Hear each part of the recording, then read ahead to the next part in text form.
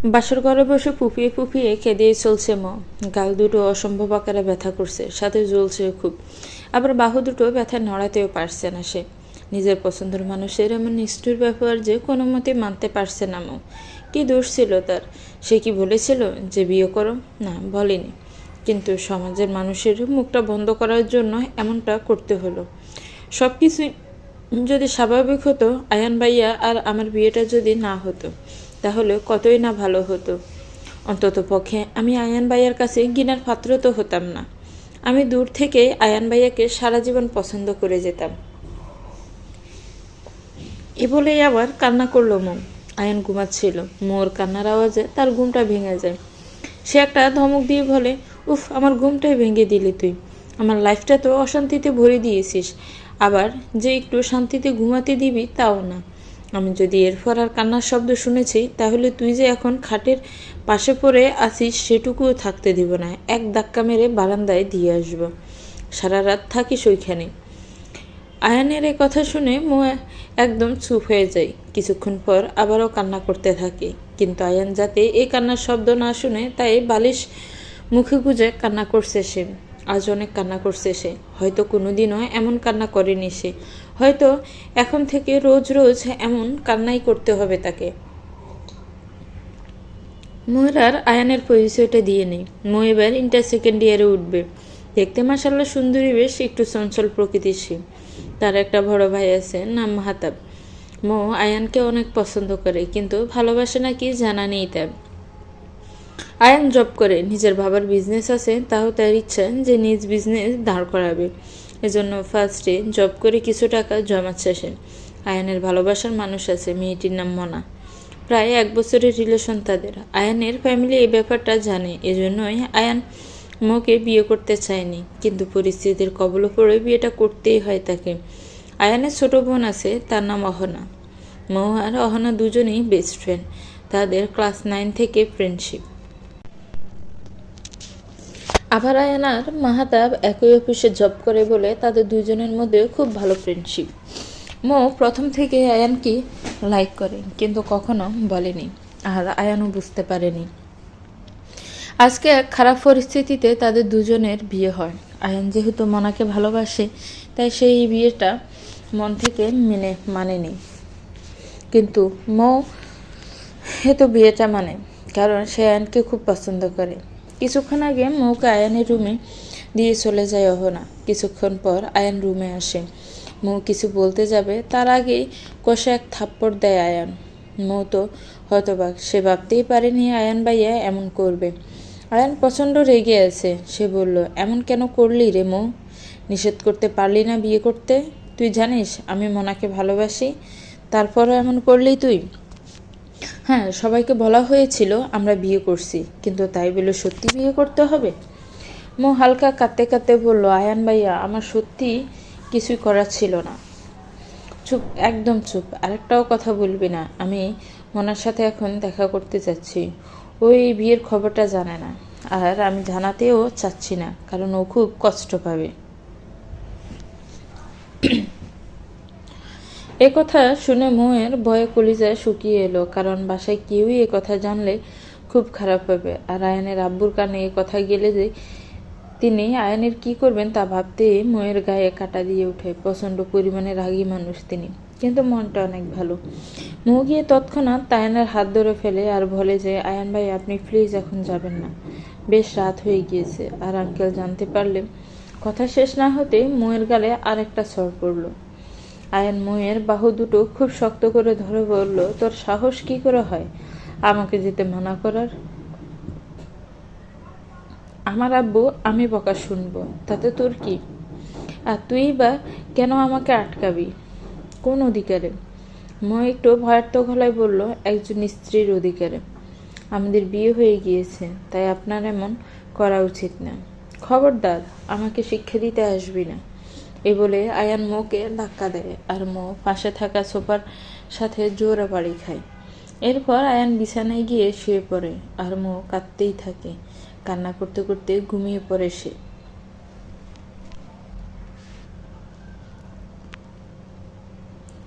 সকালে আজানের আওয়াজে ঘুম ভাঙে মোয়ের। সে তাড়াতাড়ি উঠে নামাজ আদায় করে নেয়। মোনাজাতে আল্লাহর কাছে অনেক কাঁদে সে। একে তো কালকে রাতে কান্না করার জন্য চোখ ফুলে গিয়েছে তার, আবার সকালে কেঁদে আরও অবস্থা খারাপ। নামাজ পড়ে আয়নার সামনে গেল। সে নিজেকে দেখে আঁতকে উঠল। দুগালা আঙ্গুলের হালকা ছাপ পড়ে গিয়েছে। সে চিন্তা করছে এটা সবার থেকে লুকাবে কীভাবে। সে বসে বসে চিন্তাই করে যাচ্ছে। কিছুক্ষণ দরজায় অহনা নক করলো। আম্মু ডাকছে তোকে। আসছি, তুই যা। এরপর একটা শাড়ি পরে মাথায় ঘোমটা টানলো। শাড়ির আঁচল দিয়ে গাল দুটো এমনভাবে ডেকে রেখেছে যাতে থাপ্পড়ের দাগগুলো না দেখা যায়। গিয়ে আয়ানের আম্মুর রুমে নক করলো। আসবো আন্টি? ভিতরে থেকে জবাব এলো, আয় আয়, তুই আবার নক করছিস কেন? ভিতরে গিয়ে দেখলো সোফায় আয়ানের আম্মু বসে আছে, আর তার পাশে ছোট একটা টুলে অহনা বসে আছে। আয়ানের আব্বু সকালে হাঁটতে বের হয়েছে। মোয়ের মাথায় ঘোমটা দেখে অহনা বলে উঠলো, কিরে তুই কি এ বাড়িতে নতুন নাকি? ঘোমটা টেনে বসে আছিস কেন? খুল ঘোমটা মাথা থেকে। আমতা আমতা করে বলল, আরে না, তেমন কিছু না। আমি তো আগে তোর বান্ধবী হিসেবে আসতাম, কিন্তু এখন তো এই বাড়ির বউ, তাই ঘোমটা দিয়ে রেখেছি। আয়ানের আম্মু বলল, আরো মেয়ের কাণ্ড দেখো। তোকে কি আমরা কে বলেছি এভাবে লম্বা ঘোমটা দিতে? আর তোর কি কেন দেবর আছে নাকি যে এভাবে ঘোমটা দিয়ে আসিস? আমাদের সাথে তো আসিস। তো কোনো মতেই রাজি হচ্ছে না মাথার উপর থেকে ঘোমটা সরাতে, কারণ এতে থাপ্পড়ের দাগগুলো দেখা যাবে। হঠাৎ অহনা গিয়ে মোয়ের মাথা থেকে ঘোমটাটা সরিয়ে দেয়। অহনা আর তার আম্মু মোয়ের গালে থাপ্পড়ের দাগ দেখে আটকে ওঠে। আয়নের আম্মু কাঁপা কাঁপা গলায় বলে, এসব আমার আয়ন করেছে? কি জবাব দিবে সে মাথা নিচু করে ফেলে। আয়নের আম্মু তৎক্ষণাৎ অহনাকে বলে, এক্ষুনি গিয়ে তোর ভাইয়াকে ডেকে আন, এক্ষুনি। অহনা তাড়াতাড়ি গেল আয়ানকে ডাকতে। এদিকে মেয়ে চুপচাপ বসে আছে, আর আয়ানের মা তো রাগি ফুঁসছে। তিনি ভাবতেই পারেননি তার ছেলে এমন কিছু করবে। আয়ান কিছুক্ষণ পর গুম গুম চোখ নিয়ে হাজির হলো। কি ব্যাপার আম্মু, এত সকালে কেন ডেকেছ? আয়নের আম্মু হুট করে কিছু না বলে আয়ানের গালে জোরে একটা থাপ্পড় বসিয়ে দেয়।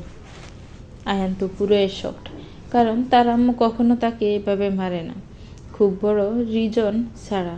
আর আজকের রিজন ছোটোখাটো রিজন তো না। আয়ান বিস্ময় ভরা চোখে তার আম্মুর দিকে তাকিয়ে আছে। তো সাহস কি করে হয় মোয়ের গায়ে হাত তোলার? কে শিখিয়েছে তোকে এসব?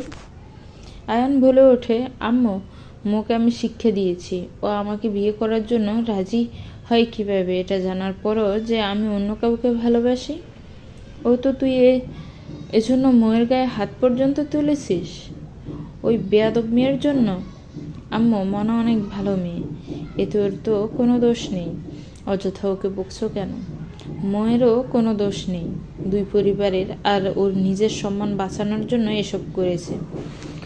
আর অহনা নীরব দর্শকের মতো সব দেখছে। তাই বলে বিয়ে করেই নিবে? কিছুদিন গেলেই সবাই ভুলে যেত ওই সামান্য ঘটনাটা। বলতো না রে, এ সমাজ মেয়েদের উপর একটু ময়লা ফেলতে পারলেই খুশি হয়। আচ্ছা, না হয় মানা করেনি, কিন্তু তুইও তো কিছু বলিসনি কেন? আম্মু, হলো মেয়ে। এই ঘটনায় আমার দিকে কোনো আঙ্গুল উঠত না, কিন্তু মোর দিকে সবাই আঙ্গুল উঠাতো। এ বলে আয়ান সেখান থেকে রেগে হন করে বেরিয়ে আসে।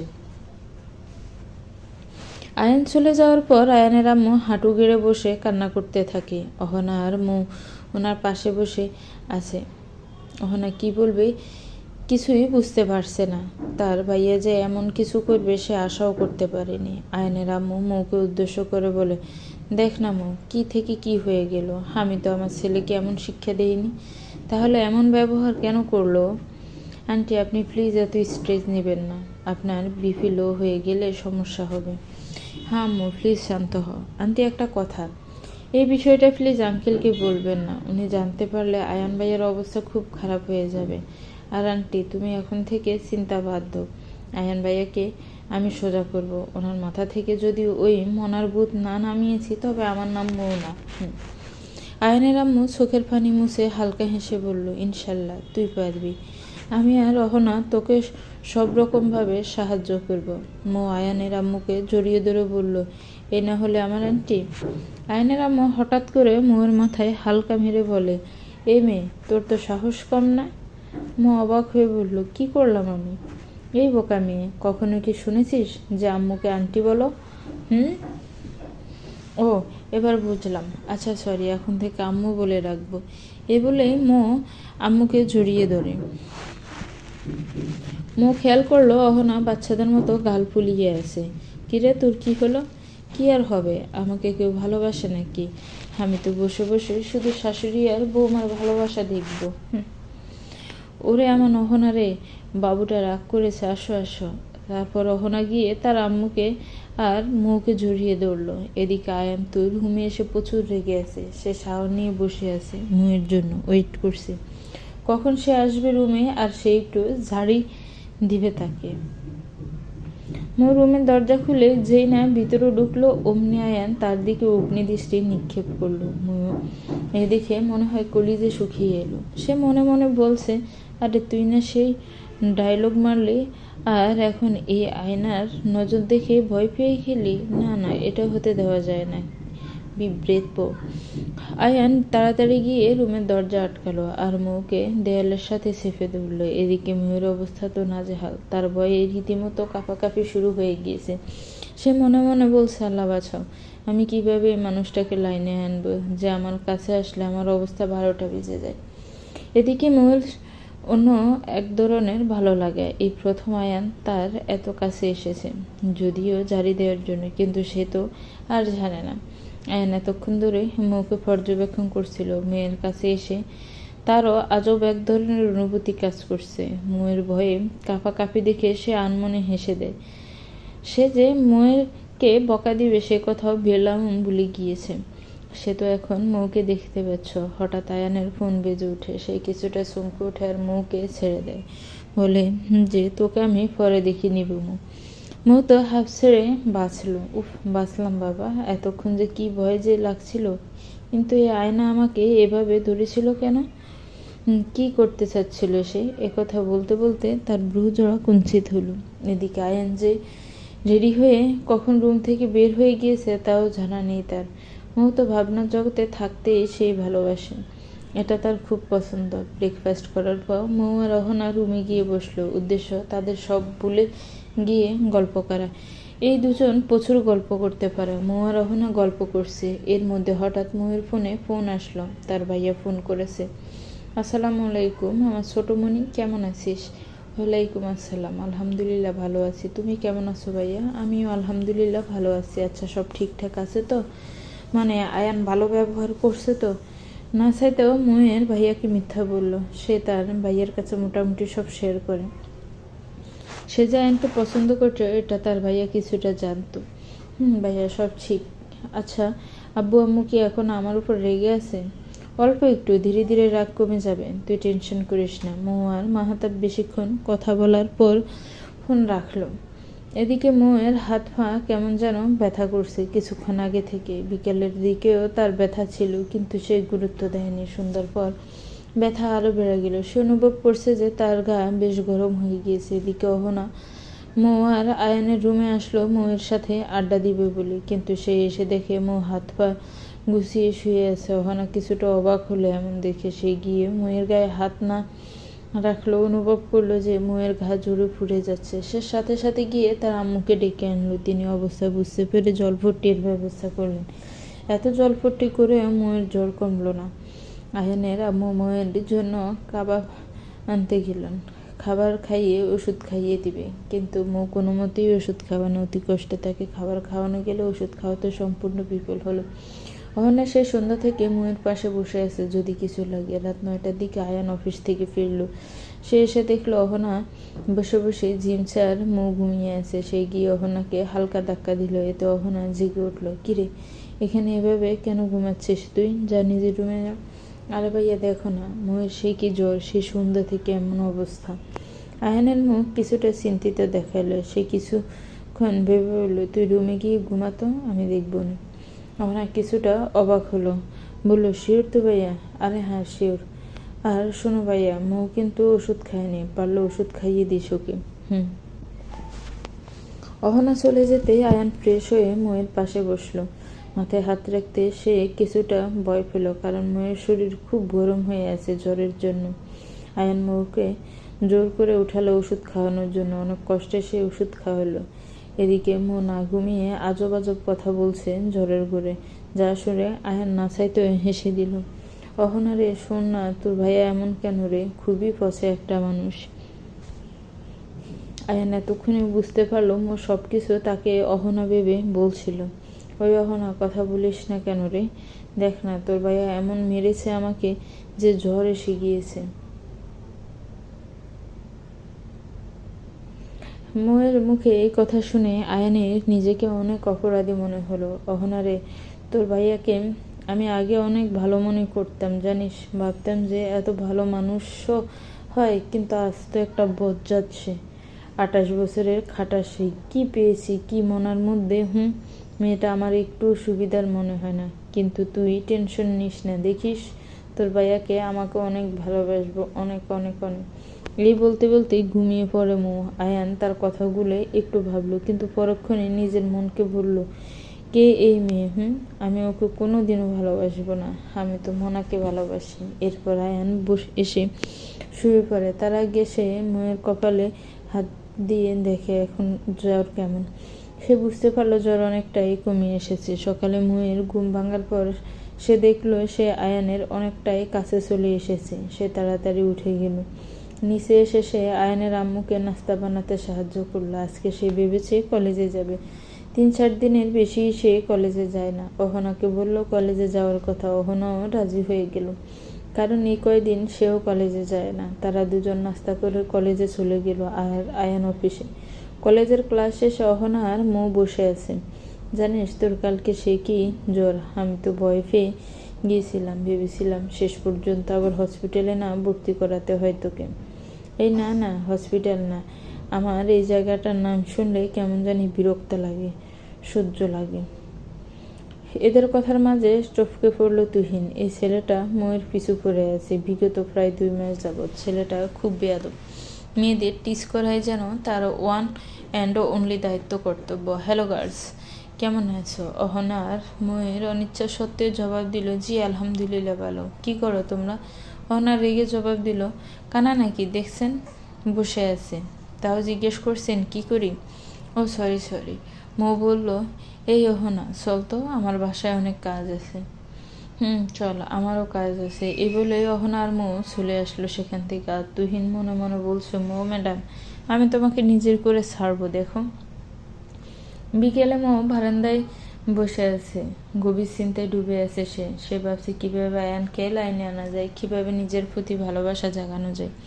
এরই মধ্যে অহনে এসে হাজির। কিরে বনু, কি করিস একা একা? কী ভাবিস এত? ভাবছি তো অনেক কিছুই, কিন্তু তুই হঠাৎ এখানে কেন? ফুটছিলি না তুই? কিন্তু জানিস, হঠাৎ করে সেদিন এর কথাটা মাথায় ঘুরছে। ভাবছি মানুষ একটু থেকে একটু হলেই কত কিছু ভেবে নেয়। ঠিক বলছিস। এবার আসি, সেদিন আসলে কি হয়েছিল যে আয়ান আর মৌকে বিয়ে দিয়ে দেওয়া হয়? মৌ যেহেতু অহনার বেস্ট ফ্রেন্ড, তাই মৌ মাঝে মাঝে তাদের বাসায় আসে। এই পর্যন্ত অহনা, মৌয়ের, আয়ান 3 জন মিলে একসাথে বাইরে গিয়েছে 2 বার। কিন্তু এই যাওয়াটা অনেকেরই সহ্য হয়নি। তার মৌ আর আয়ানকে কিছুটা খারাপ চোখে দেখতে। একদিন অহনা আয়ানকে বলে যে তার প্রমোশনের জন্য ট্রিট দিতে। যেহেতু অহনা আর মৌ বেস্ট ফ্রেন্ড, তাই অহনা জিদ ধরে মৌকেও নিয়ে যায়। আয়ান, মৌ আর অহনা নিয়ে ফুচকা খেতে যায়। রাস্তার পাশে দাঁড়িয়ে অহনা আর ফুচকা খাচ্ছে।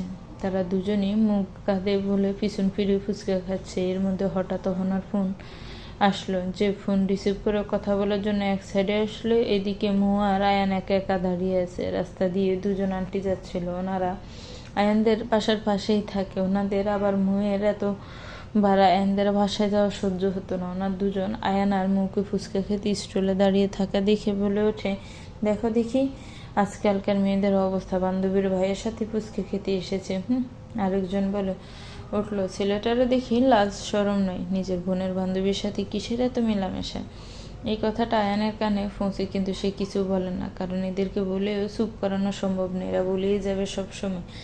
4 দিন পরে মো অহনাদের বাসায় আসে কেমিস্ট্রি বোঝার জন্য। আয়ান আবার খুব ভালো কেমিস্ট্রি পারে, তাই অহনা যে কোনো কেমিস্ট্রির প্রবলেম সলভ করে দেয়। মো মাঝে মাঝে কিছু প্রবলেম বুঝে নেয়, সেদিনও এই কারণে এসেছিল সে। মো অহনাকে জিজ্ঞেস করে যে আয়ান কোথায়, সে বলে আয়ান ছাদে আছে।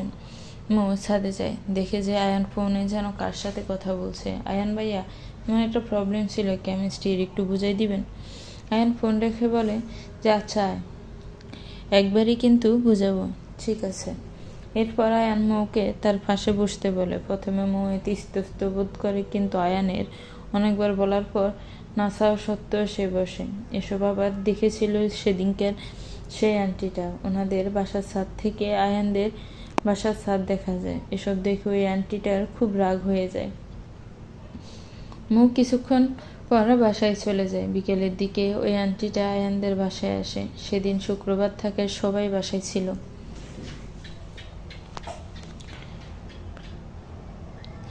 আয়ানের আম্মু ওনাকে দেখে কিছুটা অবাক হয়। আয়ানের আরে ভাবি, আপনি হঠাৎ কি মনে করে?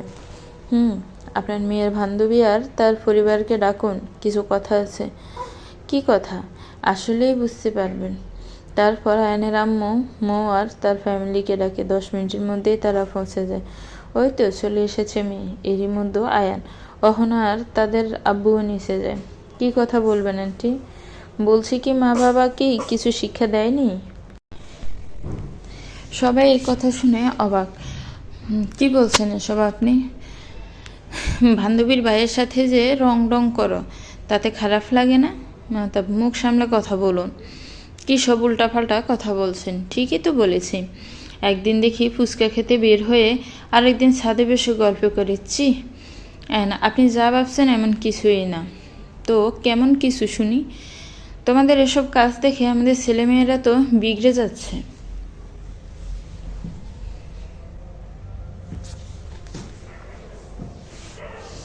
মা এসব শুনে নীরবে চোখের জল ফেলছে। সে ভাবতেও পারেনি এমন কিছু হয়ে যাবে। সে তো আয়ান ভাইয়ের সাথে কখনোই ওভাবে মিশেনি, যেমনটাই আন্টি বলছে। এদিকে মোয়ের মা বাবা এসব শুনে হতবাক। তারা তাদের মেয়েকে বিশ্বাস করে, কিন্তু বাইরের মানুষের এসব বদনাম শুনে তারা মুখের ভাষা হারিয়ে ফেলছে। ওই আন্টিটা সেই কথা, অনেক কথা শোনাচ্ছে, মৌ কেঁদেই চলছে। আর আয়ান রাগে যেন ফেটে যাচ্ছে। বয়সের বড় দেখে কিছু না বলে চুপ করে সব শুই এসছে। হঠাৎ করে আয়ানের আব্বু বলে উঠল, ওরা দুজন বিবাহিত। এ কথা শুনে সবাই চরম অবাক হয়ে যায়। কেউ ভাবতেই পারেনি উনি এমন কিছু বলবেন। আয়ানের আম্মু অনেকক্ষণ ধরে চুপ ছিলেন। তিনি ভাবছিলেন কিভাবে এনার মুখটা বন্ধ করা যায়। তিনি অনেক ভেবেচিন্তেই কথাটা বলেছেন। আয়ান আর মৌ যে বিবাহিত এ কথা শুনে আন্টির মুখে লেগে গেল তালা, আর তার কোনো কথা মুখ দিয়ে বের করতে পারছে না। আয়ানের কি হলো ভাবি, চুপ হয়ে গেলেন কেন? কত কিছুই তো বলছেন আপনি, এখন বলুন দেখি। আমার জানা মতে বিবাহিত কোনো ছেলে মেয়ে এভাবে ঘুরলে গল্প করলে তো কোনো সমস্যা হওয়ার কথা না আপনার। আন্টি আমতা আমতা করে বলছেন, কিভাবে মানবো যে এরা বিবাহিত? আয়ানের আম্মু, আমি বলছি, আর আমাদের পরিবারের সবাই জানে। আর কি দরকার? আর বিয়ের রেজিস্ট্রি পেপার আছে, কিন্তু সেটা আপনাকে দেখানোর ইচ্ছে নেই। সবাই অবাক হয়ে শুধু আয়ানের আম্মুর কথা শুনছে। আন্টি, ওরা বিবাহিত হয়ে থাকলে আপনি এতক্ষণ চুপ কেন ছিলেন? আর এদের বিয়ের কথা সমাজের কেউই তো জানে না। আয়না, দেখতে চাচ্ছিলাম যে আপনি আসলে কোন পর্যায়ে চিন্তা ভাবনা করেন। একটা ছেলে মেয়ে যে 2 দিন আলাদা দেখেছেন, তাতেই আপনি এমন ভেবে নিলেন। আপনার উচিত ছিল এত কিছু বলার আগে আসল ঘটনা জানান, কিন্তু আপনি কিছু না ভেবে এত কিছু বলে ফেললেন। এবার আপনাকে বলি আসলে কি হয়েছিল। আপনি যেদিন ওদের দুজনকে বাইরে দেখেন, সেদিন আসলে 2 জন ছিল না, 3 জন ছিল ওরা। আপনি একটু ভালোভাবে দেখলে অহনাকে দেখতে পেতেন। আর ছাদে গল্প করার কথা বলছিলেন তো, তখন আসলে মৌ আয়ানের কাছে পড়া বুঝতে গিয়েছিল। পড়া শেষ হলে চলে এসেছে, বেশ এটুকুই। অথচ না বুঝে না জেনে কত কিছু বানিয়ে দিলেন আপনি। আর বিয়ের কথা কেউ জানে না, কারণ আমরা বলিনি। মৌয়ের পরীক্ষা শেষে অনুষ্ঠান করে ওকে বাড়িতে আনতাম। আন্টি লজ্জায় মাথা নিচু করে আছে। আয়নের আম্মু, আমার মনে হয় আপনার সব জানা হয়ে গিয়েছে, আপনি যেতে পারেন এখন। উনি যাওয়ার সাথে সাথে সবাই আয়ানের আম্মুর দিকে ঘুরে তাকালো। সবার চোখে মুখে হাজারো প্রশ্ন। আয়ান, আম্মু তুমি এসব কি বললা ওই আন্টিকে? আমাদের বিয়ে কবে হলো? হয়নি তো হয়ে যাবে, আর আজকেই হবে। আম্মু তুমি ঠিক আছো তো? কী সব বলছো?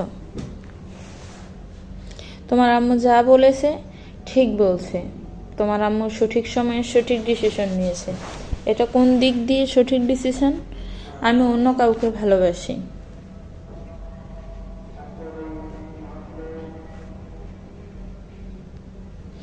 সবার সম্মান বাঁচানোর জন্য আমার কাছে এটাই ঠিক মনে হয়েছে। সমাজের কেউ তোদেরকে ভালো চোখে দেখতো না, যদিও কিছু করিসনি তোরা, কিন্তু উনি সবার কাছে তাই বলে বেড়াতো, যা উনি নিজে দেখেছেন। কিন্তু তোরা দুজন স্বামী স্ত্রী, এটা জানার পর উনি এমন কিছুই বলতে পারবেন না।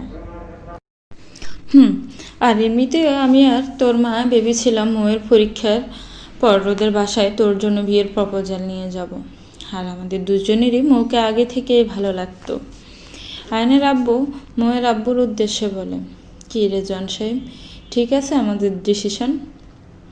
ময়ের আব্বু, জি হ্যাঁ ঠিক আছে, আমারও মনে হয় এমন কিছুই ভালো হবে।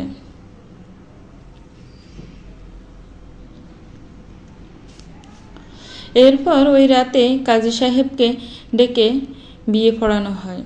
ও কিছুই বলেনি, কারণ সে সব কিছু শোনার পর অনেক স্ট্রেসে ছিল। আর আয়ান মানা করেছে, কিন্তু তার কথা কেউ শোনেনি। বর্তমানে আয়ান অহনাকে ফোন দেয়। অফিস থেকে বাসায় আসার সময় ফোন দিতে বলেছিলি যে? আসলে না, আমার খুব চকলেট খেতে ইচ্ছে করছে। নিয়ে আসিস ভাইয়া। আর হ্যাঁ শোন, সবই ডাবল আনিস। ডাবল কেন? আমি তো খাই না। তোর জন্য কে আনতে বলেছে? আমি তো ময়ের কথা বলছি। তুই কি ভুলে গিয়েছিস নাকি যে তোর বাসায় একটা বউ আছে? ও হ্যাঁ তো, আচ্ছা আনবনে। এই বলে আয়ান ফোন রেখে দিল। মৌ বলল, অহনা শোন না, আমার খুব রান্না করতে ইচ্ছে করছে। আম্মুকে বলে আজকের রাতের রান্নাটা আমি করি। আম্মু কি রাজি হবে না? আরে হবে, চল তো আগে গিয়ে বলি রান্নার কথা। তারপর তারা গিয়ে আয়ানের আম্মুকে রান্না করার কথা বলল। প্রথমে আয়ানের আম্মু কিছুতেই রাজি হলো না, পরে তাদের জোরাজুরিতে রাজি হলো। মৌ আর অহনা দুজন মিলে রাতের খাবার রান্না করলো। রান্না করে এসে তারা রুমে বসে আছে। এমন সময় আয়ান অফিস থেকে আসলো। তাকে দেখে অহনা বলে উঠল, ভাইয়া চকলেট এনেছিস? এই নে। তারপর আয়ান মৌ আর অহনার দিকে এক বক্স চকলেট এগিয়ে দিয়ে ওয়াশরুমে গেল ফ্রেশ হওয়ার জন্য। অহনা আর মৌ মনসুখে চকলেট খাচ্ছে। হঠাৎ মৌ বলে উঠল, জানিস অহনা, আমার না তোর ভাইয়াকে এখন খুব জ্বালাতে ইচ্ছে করছে। আমারও ইচ্ছে করছে। মৌ অহনার সম্মতি পেয়ে কাজ শুরু করলো। সে চকলেট খেয়ে খোসাগুলো সব বিছানায় ফেলতে লাগলো। তার দেখা দেখি অহনাও তাই করলো। এদিকে আয়ানের ওয়াশরুম থেকে বের হওয়ার আওয়াজ শুনে তারা তাড়াতাড়ি রুম থেকে বের হয়ে গেল। আয়ান রুমে এসে পুরো অবাক। পুরো বিছানায় চকলেটের খোসা দিয়ে ভরা। এসব দেখে তার চরম রাগ হতে লাগলো, কারণ সে বড্ড পরিষ্কার পরিচ্ছন্ন মানুষ। এসব ময়লা যেখানে সেখানে ফেলা তার সহ্য হয় না। সে জোরে জোরে অহনাকে ডাকতে লাগলো, কিন্তু ওইদিকে অহনা কোনো জবাব দিচ্ছে না। মৌ আর অহনা তো নিচে এসে আয়ানের ডাক শুনে হাসতে হাসতে অবস্থা শেষ। তারা কোনো রকমে হাসি থামাতে পারছে না। আয়ানের আম্মু টেবিলে খাবার রেডি করছিল। তাদের দুজনের হাসি দেখে উনি বললেন, কিরে এভাবে হঠাৎ পাগলের মতো হাসছিস কেন? অহনা বলল, তোমার ছেলেকে একটু জ্বালালাম আর কি, সেই মজা লাগছে আমার। আহারে, আমার ছেলেটা তোদের দুজনের অত্যাচারে পাগল হয়ে যাবে। এদিকে আয়ান রাগে ছেড়ে দিয়ে নামছে। তাকে দেখে অহনা আর মৌ দূরে রান্না করে গেল। খাবার সময় সবাই একসাথে বসে খাবার খাচ্ছে। আয়ান বলল, আচ্ছা আজকে খাবারের টেস্ট একটু আলাদা লাগছে, ব্যাপার কি? আজকে মৌ আর অহনা মিলে রান্না করছে। ওহো, 2 সুপার স্পেশাল রাঁধুনি রান্না করেছে আজকে, বেশ ভালোই করেছে। মো খেতে খেতে আয়ানের দিকে মাছের বাটি এগিয়ে দিয়ে বলল, আরে আয়ান, তুমি তো এটা খাওনি, এটা নাও, অনেক মজা হয়েছে। এ কথা শুনে আয়ান বিষম খেল, কারণ এর আগে মো আয়ানকে ভাইয়া বলে ডেকেছে আর আপনি বলে সম্বোধন করেছে, কখনো তুমি বলেনি। আয়ানের এই অবস্থা দেখে সবাই মুখ টিপে হেসে যাচ্ছে। আয়ান তো বেশ লজ্জা পেয়েছে। সবাই খাওয়া দাওয়া করে যে যার রুমে চলে গেল। মৌ রুমে যাচ্ছিল, তখন অহনা তাকে ডাক দিয়ে বলে যে, I am proud of you মাইজান, যা দিয়েছিস না আজকে ভাইয়াকে, আমার তো সেই মজা লেগেছে তখন। থ্যাঙ্কস মিরিজান, কিন্তু এটা তো কিছুই না, এখনও অনেক কিছু বাকি আছে, আমার কথা মনে থাকে না তাই না? আমাকে ভুলে যাও তো, কিন্তু এখন থেকে সবসময় শুধু আমিই তোমার মনে ঘুরে বেড়াবো দেখো। এ বলে মৌ একটা চোখ টিপ দিয়ে চলে যায়। রুমে এসে মৌ দেখে যে আয়ান গুটিসুটিভাবে ঘুমিয়ে আছে। আহারে বেচারার মনে হয় হালকা শীত লাগছে, কাঁথাটা গায়ে দিয়ে দিই। এরপর মৌ আয়ানের গায়ে কাঁথা দিয়ে ঘুমিয়ে পড়ল। সকালে মৌ তাড়াতাড়ি ঘুম থেকে উঠে ফ্রেশ হয়ে নিল। সে নিচে গিয়ে আয়ানের আম্মুকে নাস্তা বানাতে হেল্প করলো। এদিকে আয়ান ঘুম থেকে উঠে শাওয়ার নিতে গেল। শাওয়ার নিয়ে সে বের হলো কেবলই অমনি মৌ রুমে ঢুকলো। মৌ রুমে এসেছিল ফোন নিতে। সে দেখলো আয়ান শুধু একটা টাওয়াল পেঁচিয়ে আছে। আস্তাগফিরুল্লাহ, নাউজুবিল্লাহ, সি সি, আমি কি দেখলাম? এভাবে কে রুমে থাকে? এ বলে মুখ পিছনে ফিরে দাঁড়িয়ে রইল। আয়ান তো এসব দেখে ব্যবসাকে খেয়ে নিল। সে নিজেকে সামলে নিয়ে বলল, এই তুই এভাবে আমার রুমে নক না করে কেন ঢুকেছিস? এটা আমার রুম, আমি যেভাবে ইচ্ছে সেভাবে আমার রুমে থাকবো, তুই বলার কে? হ্যাঁ। এসব শুনে ময়ের মাথায় একটা দুষ্টু বুদ্ধি খেলে গেল। সে হঠাৎ করে সামনে ঘুরল। ধীরে ধীরে সে আয়ানের দিকে এগোতে লাগলো। আয়ান তো এসব দেখে কিছুটা ভয় পেয়ে গেল। সে ভেবে পাচ্ছে না মো আসলে কি করতে চাচ্ছে। মো এগোতে এগোতে বলল, এটা শুধু তোমার রুম না মিস্টার আয়ান, এটা আমার রুমও। বিয়ে করে এনেছো আমায়, তোমার সব কিছুর উপর আমার অধিকার আছে, এমনকি তোমার এই শরীরের উপরও। এতক্ষণে মৌ আয়ানের একদম কাছে চলে এসেছে। আয়ান কিছু বলতে যাবে, তার আগে মৌ তার আঙ্গুল আয়ানের ঠোঁটের উপর রাখে আর বলে, হুশ, একটা কথাও না। জানো, তোমার এই বডি দেখে না আমার একটা গান মনে আসছে, পুরনো একটা গান। আমি কিছু ওয়ার্ড চেঞ্জ করেছি। এ বলে মৌ হালকা কণ্ঠে গান ধরল। পড়ে না চোখের পলক, কি তোমার বুড়ির ঝলক, দোহাই লাগে বুড়িটা তোমার একটু শার্টে ডাকো, আমি জ্ঞান হারাবো, মরেই যাব, বাঁচাতে পারবে না গো। এই গান গাওয়ার সময় মৌ অনেক কষ্টে নিজের হাসি চেপে রেখেছিল। আমি নিজেরই চরম হাসি পাচ্ছিল গানটা লেখার সময়। কেউ গানটা খারাপ মাইন্ডে নেবেন না প্লিজ, জাস্ট মজার জন্য বানালাম। মৌ তো মনে মনে হেসেই যাচ্ছে। একে তো আয়ানের মুখের অবস্থা দেখে আর গানের কথা মনে পড়ল। আয়ানের অবস্থা নাজেহাল, গাম ছুটছে তার। কোনোদিনও কোনো মেয়ের এতটা কাছে আসেনি সে। তার মুখ দিয়ে কোনো কথা বের হচ্ছে না। মৌ আয়ানের কাছে থেকে চলে গিয়ে একটা শার্ট এনে আয়ানের মুখের উপর মেরে বলল, তাড়াতাড়ি নিচে আসো, খাবার ঠান্ডা হয়ে যাচ্ছে।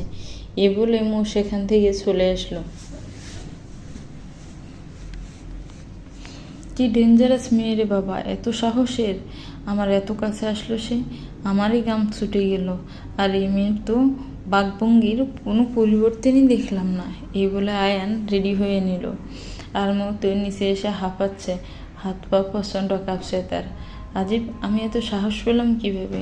আয়ানের এত কত কাছে ছিলাম আমি, তখন বেশি ভয় না লাগলেও এখন এত ভয় কেন লাগছে? হার্টবিট এত বেড়ে যাচ্ছে। মৌ কলেজে আসার পথে অহনাকে আজকের সব ঘটনা বলে। অহনা তো সব শুনে হাসতে হাসতে শেষ। দোস্ত, ইউ আর দ্য বেস্ট, তোর সাহস আছে বলতে হবে। তুই ভাইয়ের সামনে ওভাবে ছিলি কেমনে? আমি হলে আমার হাত পা কাঁপতে কাঁপতে শেষ হয়ে যেত। আর বলিস না, যখন তোর ভাইয়ের সামনে ছিলাম তখন বেশি ভয় লাগেনি, কিন্তু রুম থেকে বের হয়ে আসার পর এমন ভয় লাগছিল কি আর বলবো। বুঝলাম না এমন কেন হলো, কিন্তু যাই বলিস না কেন, ভাইয়ার মাথা থেকে এই ঘটনা সহজে যাবে না তাই জানি।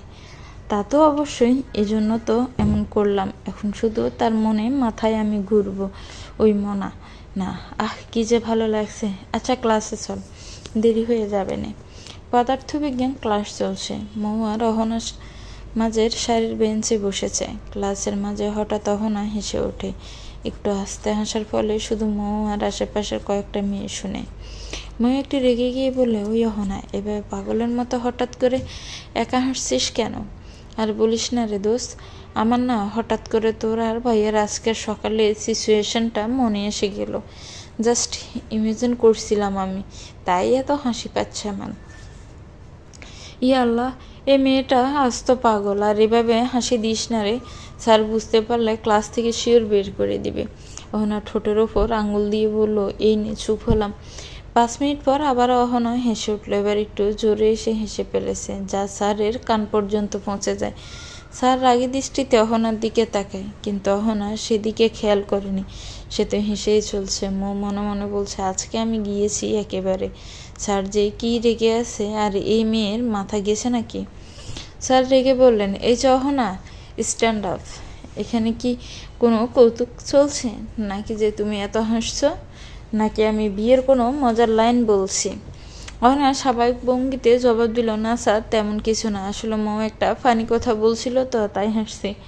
মৌতেও এ কথা শুনে পুরাই বনে গেল। স্যার মৌকে এবার দাঁড়া করালো। ক্লাসে এসব বলো কোন সাহসে তুমি? এসব ক্লাসের বাইরে বলে জানো না তুমি? করুণ সুরে বলল, স্যার আমি এমন কিছুই বলিনি। এদিকে অহনাতে এসব দেখে মুখ টিপে হেসে যাচ্ছে। তোমার সাহস তো কম না, ভুল করেও স্বীকার করছো না। যাও, দুজনে ক্লাস থেকে বের হয়ে যাও। বলল, কিন্তু স্যার, নো মোর ওয়ার্ডস, এখনই বের হয়ে যাও। আর অহনা মাথা নিচু করে বের হয়ে যায়। ফাজিল বেয়াদব মহিলা, তোর জন্য আজকে এমন অপমানিত হতে হলো। আর এত মিথ্যা বললি কেন? আমার মিথ্যা বললাম কই? ঠিকই তো বলেছে ভাইয়া, তোর মধ্যে যা হলো তা পানি নয় তো আর কি। উফ উফ, কি চিন্তা করে যে আমি তোকে এসব বলতে গিয়েছিলাম, নিজের মাথায় নিজেই ভারী দিতে ইচ্ছা করছে। আরে আমার বান্ধবীরে, জাস্ট সিলিয়া, জীবনে কিছু কিছু ঘটনার অভিজ্ঞতা থাকতে হয়। আমাদের আজকে ক্লাস থেকে বের করে দেওয়ার অভিজ্ঞতা হলো। এত কিছু না ভেবে চল ক্যান্টিনে গিয়ে বসি। চল, কি আর করার, আকাম যখন করছিস ভুগতে তো হবেই। এরপর তারা দুজন গিয়ে ক্যান্টিনে বসে। এদিকে আয়ান অফিসে আসার পথে অফিসে বসে শুধু ময়ের কথা চিন্তা করছে। আজকে সকালের ঘটনার কথা চিন্তা করে আনমনে তার মুখে হাসি ফুটল। তার চোখের সামনে শুধু ময়ের চেহারা ভাসছে। সে নিজের কাজে মনোযোগ দিতে পারছে না। হঠাৎ আয়ানের ফোন ভেজে উঠল। ফোনের স্ক্রিনে মোনার নাম ভেসে উঠল। আয়ান তাড়াতাড়ি ফোন রিসিভ করলো। আয়ান বেবি, তুমি তো আমাকে ভুলেই গিয়েছো। 2-3 দিন আমাকে ফোনই দাওনি তুমি। কেন? আসলে মনে কাজের কিছু প্রেশার ছিল, তাই আর কি ফোন দেওয়া হয়নি। এখন আমার চেয়ে কাজ বড় হয়ে গেল? আমাকে তো তুমি ধীরে ধীরে ভুলেই যাচ্ছ। আরে না, তেমন কিছু না তো। তেমন কি? আমি কিছু জানি না। তুমি এখনই আমার সাথে রেস্টুরেন্টে দেখা করবে। আমি ঠিকানা মেসেজ করে দিচ্ছি। আচ্ছা আচ্ছা, দেখা করব। অল্প কিছু কাজ আছে, শেষ হলেই রওনা দিচ্ছি। আচ্ছা, তাড়াতাড়ি আসবা বলে মনা ফোন রেখে দিল। আর আয়ান কাল সেই রেস্টুরেন্টের উদ্দেশ্যে বের হয়ে গেল। আর আয়ানা ক্যান্টিন থেকে বের হয়ে বাসায় যাওয়ার জন্য হাঁটছে, কিন্তু তাদের পথ আগলে দাঁড়ালো তুহিন। হাই কেমন আছো? তুহিন তার সাঙ্গপাঙ্গদের বলল, আরে তোরা হাবার মতো দাঁড়িয়ে আছিস কেন? ভাবিকে সালাম দে। এরপর তুহিনের সাঙ্গপাঙ্গ মৌকে সালাম দিল। সালামের জবাব দিল। অহনা বলে উঠল, এই হচ্ছেটা কি? এটা আমার ভাবি, বুঝছেন আপনি? তুহিন অবাক হয়ে বলল, তোমার ভাবি মানে? আমার ভাবি মানে আমার ভাইয়ের স্ত্রী কি বলছো এসব? কবে বিয়ে হলো মৌয়ের? সেটা আপনার জানতে হবে না। যেহেতু জেনেছেন যে মৌ বিবাহিত, তাই তার থেকে দূরে থাকবেন আপনি। তুহিন মৌয়ের হাত ধরে বলল, বিয়ে হয়েছে তো কি হয়েছে? ডিভোর্স দিয়ে আমাকে বিয়ে করবে? এদিকে মৌয়ের হাত তুহিন ধরায় ভয়ে তার কলিজা শুকিয়ে যায়। অহনা আর দুজনেই চেষ্টা করছে তুহিনের থেকে মৌয়ের হাত ছাড়ানোর, কিন্তু পারছে না। তখনই আয়ান এসে তুহিনের হাত জোরে চেপে ধরল। ব্যথায় সে ময়ের হাত ছেড়ে দিল। আয়ান মনার সাথে দেখা করার জন্য রেস্টুরেন্টে যাচ্ছিল। তখনই মৌ আর অহনাকে দেখে সে তাই গাড়ি থেকে নেমে পড়ে। আয়ান প্রচণ্ড রেগে আছে। সে তুহিনকে উদ্দেশ্য করে বলল, তুই কোন সাহসে ময়ের হাত ধরেছিস? এই তুই কে রে? আমি আমার হবু বউয়ের হাত ধরবো, তা তো তোর এত জলে কেন? আমি কে? আমি হলাম ময়ের হাজব্যান্ড। আর তোর হবু বউ কিসের? এটা আমার বউ, বুঝছিস? আর কোনোদিনও যদি ওর আশেপাশে দেখেছি তোদের, তাহলে অবস্থা খুব খারাপ হবে। আজকের মতো ছেড়ে দিলাম। তুহিন আয়ানের এভাবে ধমকানো দেখে সেখান থেকে চলে গেল। আয়ান ময়ের অহনা ধমক দিয়ে বলল, তোদের কি গাড়িতে ওঠার জন্য ইনভিটেশন দিতে হবে? তারপর মৌ আর অহনা গিয়ে গাড়িতে বসলো। আয়ান রেগে গিয়ে গাড়িতে বসে গাড়ি স্টার্ট দিল। সে চরম রেগে আছে। তোরা চুপ ছিলি কেন? অহনা বলল, আমি তো বলেছিলাম তুহিনকে হাত ছাড়ি কিনতে, কিন্তু কথা শুনলে তো। অহনা চুপ করে আছে। আয়ান মৌকে ধমক দিয়ে বলল, তুই চুপ ছিলি কেন? পরপুরুষের স্পর্শ ভালো লাগে তোর? আমার সামনে তো মুখ দিয়ে খই ফুটে, কিন্তু যেখানে বলার দরকার সেখানে তো কোনো কিছুই বলিস না। মৌ কিছুটা সাহস জুগিয়ে বলে, আমি আসলে ভয় পেয়ে গিয়েছিলাম, আমার মাথা তখন কাজ করছিল না। আয়ান আবার এক ধমক দেয়, বলে যে রাগ তোর ভয়, যেখানে ভয় পাওয়ার দরকার সেখানে তো বীরপুরুষ সাজিস। এই কথা শুনে অহনা বলে, আরে ভাইয়া, জেন্ডার ভুল হলো তো বীর মহিলা হবে। আরে রাখ তোর জেন্ডার মিস্টেক, এসব বলে আমাকে আর রাগাবি না। এরপর মৌ আর অহনা দুজনে চুপ হয়ে যায়। বাড়িতে এসে অহনা আর মৌকে অনেক ঝাড়ি দিয়েছে আয়ান, বিশেষ করে মৌকে। আয়ানের আম্মু থামাতে আসলে তাকে বলে যে, প্লিজ আম্মু, এসব বিষয়ে আমাকে থামাতে আসবে না। আয়ানের আম্মু এটা শুনে চুপ হয়ে যায়। রুমে এসেও মৌকে বকেই চলছে। রাগের তার কমছেই না। মৌ বিছানায় বসেছিল আর আয়ান মৌয়ের সামনে দাঁড়িয়ে বকছে। হঠাৎ করে মৌ আয়ানের একদম কাছে চলে যায় আর তার হাত দিয়ে আয়ানের মুখ চেপে ধরে। আয়ান ঘটনার আচমকিতে চুপ হয়ে যায় আর তার চোখ দুটো বড় হয়ে যায়। আর মৌ একদম স্বাভাবিক আছে, যেন এমন কাছে আসা তার জন্য সাধারণ।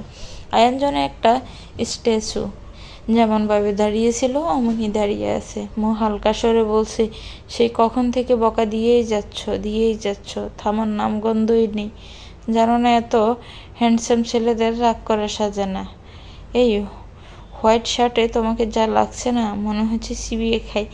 এই কথা শুনে আয়ানের চোখ দুটো আরো বড় হয়ে গেল। সে মনে মনে বলছে, এটা মেয়ে নাকি অন্য কিছু? একটুও ভয় লাগে না আমার কাছে আসলে? উল্টা আমারই ভয় লাগে। আর হ্যাঁ, কি যেন বলছিলে? আমি তুহিনের থেকে কেন ভয় পাচ্ছিলাম?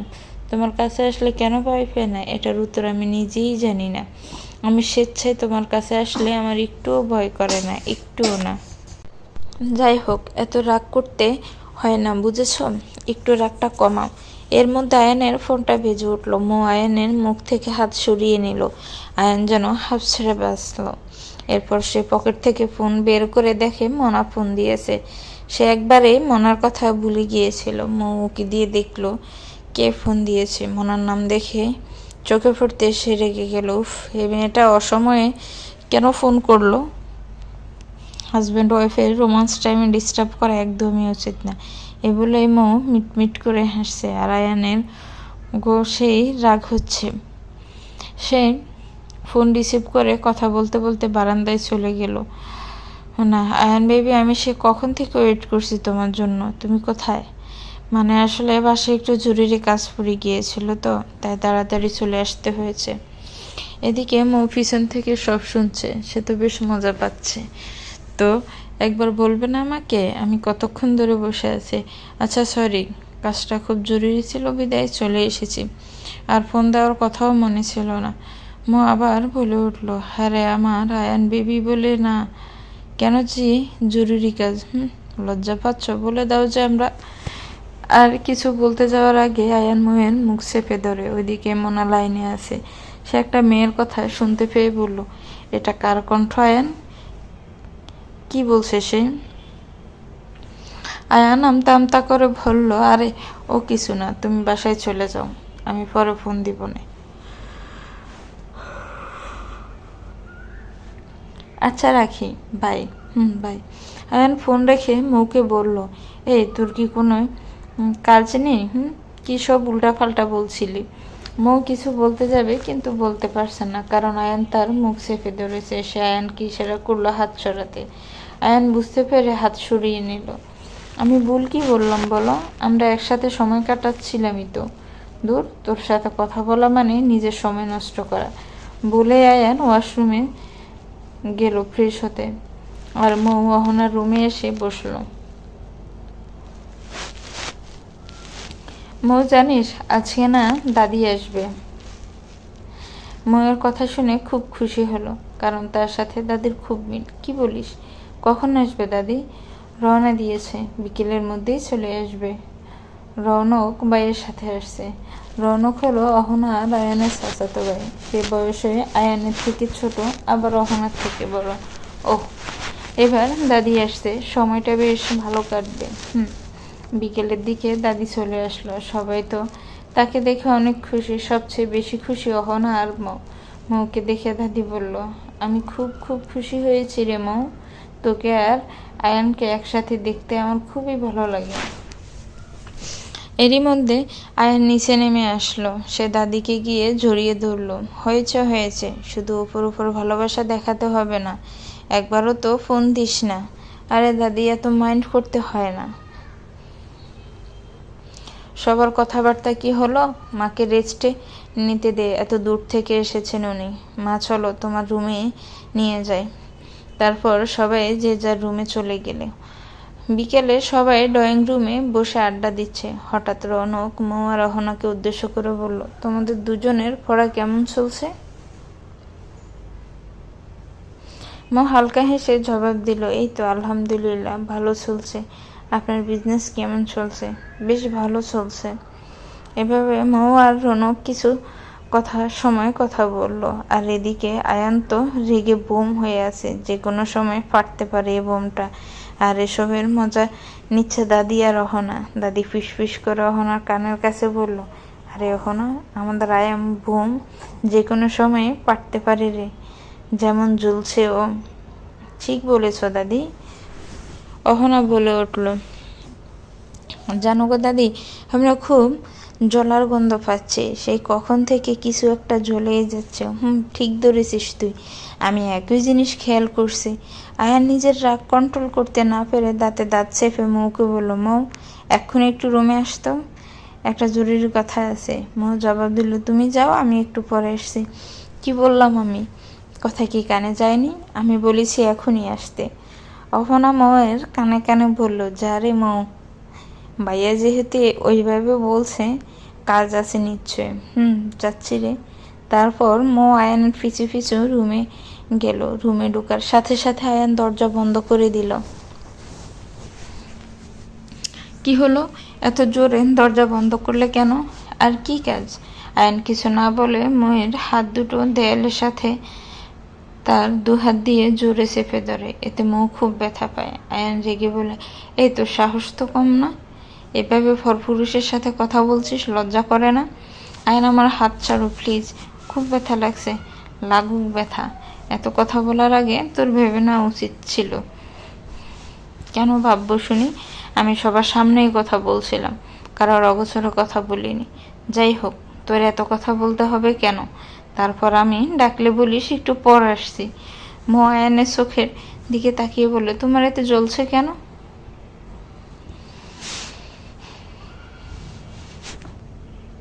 আয়ান কিছুটা অপ্রস্তুত হয়ে বলল, আমার জ্বলবে কেন? তাই তো, তাহলে কোনো সমস্যা নেই তো? আমি কথা বললে তোমার কোনো সমস্যা নেই, তাহলে আমি কথা বলবো। আয়ান রেগে মৌয়ের হাত আরো জোরে চেপে ধরে বলল, তুই কথা বলবি না মানে বলবি না? অন্য পুরুষের সাথে এত কিসের কথা? ব্যথায় মৌয়ের চোখ দিয়ে কয়েক ফোঁটা পানি পড়ে গেল। সে বলল, তাহলে একই নিষেধাজ্ঞা তোমার ক্ষেত্রে প্রযোজ্য হবে। তুমি কেন মনের সাথে কথা বলবে? স্ত্রী ঘরে থাকা সত্ত্বেও কেন তুমি পরনারীর সাথে দেখা করতে যাবে? তুমি যখন এমন করো তখন কি আমার গায়ে লাগে না? আমি করলেই দোষ, আর নিজে সে একই কাজ করবা, কিন্তু আমি কিছু বলবো না? আমাকে বলার আগে নিজে শুধরে নাও। এসব শুনে আয়ানের নিজেকে বড়ই অপরাধী মনে হলো। সে মৌয়ের চোখে পানি দেখে তার হাত দুটো ছেড়ে দিল আর সাথে সাথে রুম থেকে বের হয়ে গেল। আর মৌ সেখানেই বসে কান্না করতে লাগলো। নিজের সাথে নিজেই কথা বলছে সে। এভাবে কষ্ট কেন দাও আমাকে আয়ান? জানো খুব কষ্ট হয় যখন ভাবি যে তোমার মনে আমি না অন্য কোনো মেয়ে আছে। আমাকে কি কখনো ভালোবাসতে পারবে না? জানো আমি কখনো রিলেশন করিনি, এসবে চিন্তা ভাবনাও করিনি। আমি ভেবে রেখেছিলাম আমার বরকে আমি আমার চাইতেও বেশি ভালোবাসবো আর আমার বরও আমাকে খুব ভালোবাসবে। কিন্তু আমার কপালে এমন কিছুই নেই। মৌ অযোধ্যারায় কাঁদতেই থাকে। আর এদিকে আয়ান ছাদে এসে একা একা দাঁড়িয়ে আছি। বিকেলের অস্ত যাওয়া সূর্য দেখছে। আচ্ছা আমি তো মনাকে ভালোবাসি, তাহলে মৌকে অন্য ছেলের সাথে দেখলে এত খারাপ লাগে কেন? মৌ কাছে আসলে এক অন্যরকম অনুভূতি কেন হয়? কিছুক্ষণ চুপ থেকে আয়ান আবার বলছে, না ময়ের সাথে এমন করা একদমই উচিত হয়নি। কি জোরেই না আমি হাত দুটো চেপে ধরেছিলাম ওর, যে ব্যথায় কান্না করে দিয়েছিল। আমি সবসময় মেয়েটাকে কষ্ট দিই। আমার উচিত তাকে সরি বলা। কিছুক্ষণ পর গিয়ে সরি বলে আসবো না। এদিকে মুখ কাঁদতে কাঁদতে দেয়ালের সাথে হেলান দিয়ে ঘুমিয়ে পড়েছে। মাগরিবের আজান হয়ে গিয়েছে, তাও সে শুনতে পারেনি। আয়ান ছাদের থেকে নামার সময় অহনার সাথে দেখা হয়। কি ব্যাপার ভাইয়া, মৌকে সে কখন রুমে নিয়ে গিয়েছিস? আর তো বেরই হয়নি সে। কি এত রোমান্স করছিল? কি বলিস, এখনো বের হয়নি ও রুম থেকে? না তো, কেন কিছু হয়েছে নাকি ভাইয়া? আর নাই, কিছুই হয়নি, মনে হয় কোনো কাজ করছো। তা হতে পারে। আচ্ছা তুই গিয়ে দেখ। এরপর আয়ান রুমে এসে দেখে মৌ দেয়ালের সাথে হেলান দিয়ে ঘুমিয়ে পড়েছে। দেখো দেখি মেয়ের কাণ্ড, এভাবে কেউ ঘুমিয়ে পড়ে?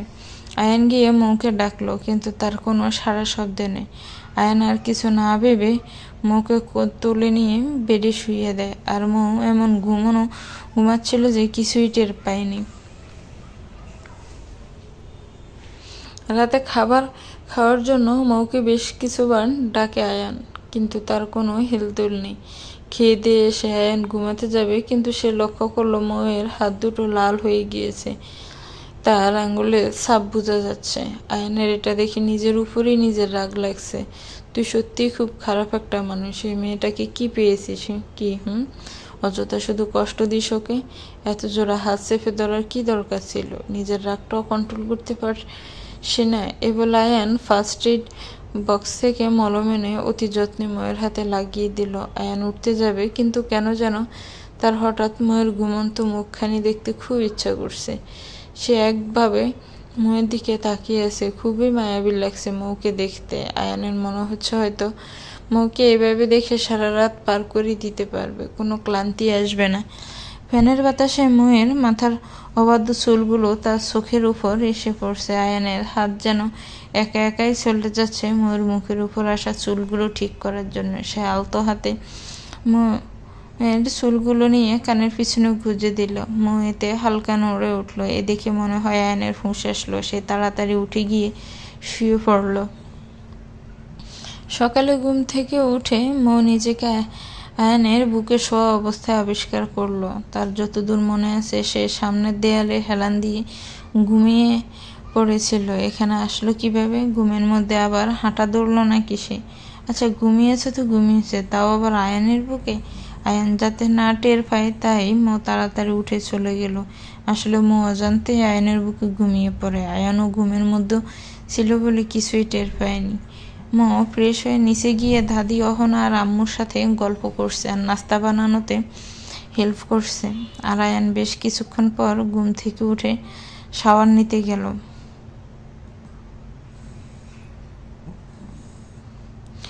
মৌ কাজ করতে করতে ক্লান্ত হয়ে রুমে এসে খাটের উপর বসে আছে। ওয়াশরুমের দরজা খোলার আওয়াজে মৌ আয়নার দিকে তাকায়, কারণ আয়না দিয়ে ওই জায়গাটা দেখা যায়। হঠাৎই দাম করে কিছু একটা পড়লো, মানুষ পড়লো, মানে আয়ান আর কি। মৌ তো এদিকে হাসতে হাসতে গড়াগড়ি খাওয়ার মতো অবস্থা। তার হাসতে হাসতে অবস্থা শেষ। কোনো মতেই যে সে হাসি থামাতে পারছে না। সে এখন হাসির জন্য রীতিমতো তার পেট ব্যথা করছে। তার এই একটা বদ অভ্যাস আছে, কে এভাবে পড়ে গেলে সে আগে মন মতে হেসে নেয়, তারপর সাহায্য করে। এর জন্য অবশ্য সে প্রচুর বকা শুনেছে, তাও সে শুধরায় না। এদিকে আয়ান যে পড়ে আছে একই অবস্থায়, তাতে মৌয়ের যেন খেয়াল নেই। সে তো এখন হাসির জগতে বিরাজ করছে। আয়ান আর সহ্য করতে না পেরে দিল একদম। তা শুনে মৌ চুপ হয়ে গেল আর জোরে জোরে শ্বাস নিল, কারণ হাসির জন্য সে ভালোভাবে শ্বাসই নিতে পারছিল না। এই মেয়ে, সে কখন থেকে হেসেই যাচ্ছিস তুই? এত হাসার কি হলো শুনি? এখানে কি কোনো সার্কাস চলছে? আমি যে সেই কখন থেকে এভাবে পড়ে আছি, আমাকে উঠানো বাদ দিয়ে উনি হেসেই চলছে। আর আমাকে উঠা, পায়ে প্রচুর ব্যথা করছে।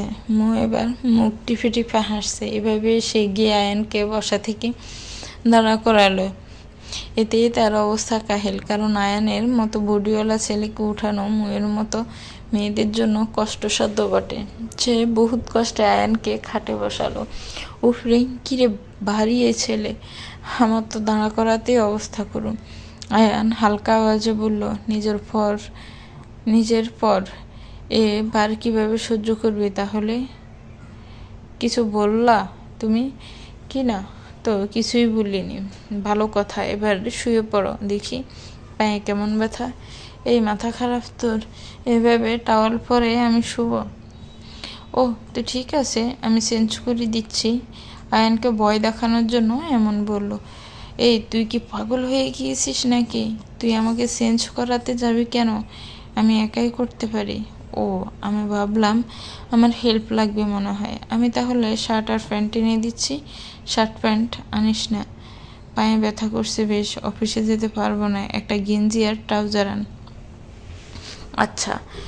রুমের দরজা বাইরে থেকে আটকে দিয়ে দাঁড়িয়ে আছে। আয়ান অনেক কষ্টে ড্রেস পরে নিল। একা একা এইভাবে ড্রেস পরায় পায়ের ব্যথাটা যেন আরও বেশি বেড়ে গেল তার। হয়েছে, আসবো? আয়।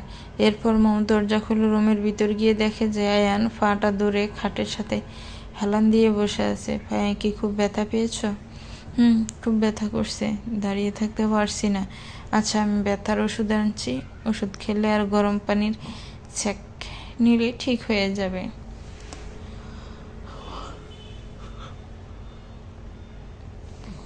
এরপর গিয়ে আগে সবাইকে আয়ানের পরে ঘরে যাওয়ার খবর দিল। সবাই আয়ানকে দেখতে রুমে গেল।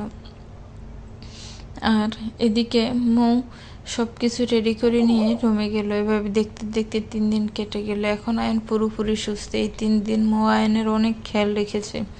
আয়নের কিছু প্রয়োজন হলে সাথে সাথে সে এনে দিত। 3 বেলা খাবার খাইয়ে দিয়েছে আয়নকে। মুয়ের এমন দেখভাল করা দেখে আয়নের মনে মুয়ের জন্য একটা সফট কর্নার তৈরি হয়ে গিয়েছে। এই কদিন আয়ানের একটিবারের জন্য মনার কথা মনে আসেনি। আসবেই বা কীভাবে? মনে একবারও ফোন দেয়নি আয়ানকে। 4 দিনের দিন আয়ান অফিসে গেল আর কলেজে গেল। এই কয়দিন সে কলেজেও যায়নি। কলেজ থেকে আসার পর মুয়ের আর ভালো লাগছে না। এই কয়দিন আয়ানের খেয়াল রাখতে রাখতে কোন দিক যে সময় কেটে যেত তা নিজেও জানত না।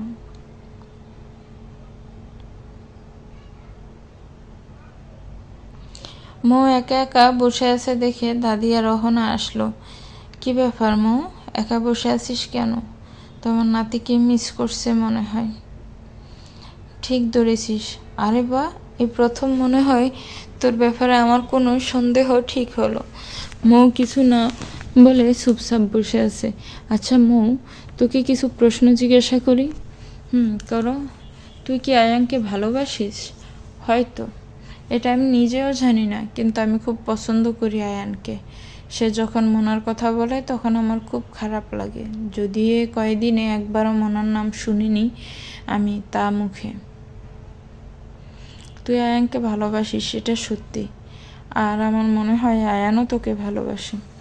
কি যে বলো না দাদি, আমাকে ভালোবাসতে যাব কোন দুঃখে? সে তো মনাকে ভালোবাসে, তুই ওর স্ত্রী, সেই জন্য ভালোবাসতে যাবে। দেখ, বিয়ের সম্পর্ক একটা পবিত্র সম্পর্ক। একটা মানুষের সাথে থাকলেই এমনি তার প্রতি ভালোবাসা জন্মে যায়। আর আয়ান এতদিন তোর কেয়ারিং দেখেছে। তোকে ভালো না বাসলে ওর মনে তোর জন্য একটা জায়গা হয়ে গিয়েছে। আর এটা থেকেই ধীরে ধীরে ভালোবাসা জন্মাবে ওর মনে। আর দেখে নিস, এমনিই যেন হয় দাদি। দোয়া করি এমনই হবে। আজকে শুক্রবার, আয়ান সারাদিনে বাসায় বসে আছে আজকে। আর মনে হয় দুনিয়ার যত কাজ আজকে মনে পড়েছে। কই একটু বেচারা আয়ানকে সময় দিবে তা না। আয়ানের খুব মন চাইছে মোয়ের সঙ্গ পেতে, কিন্তু সে মুখ ফুটে বলতেও পারছে না।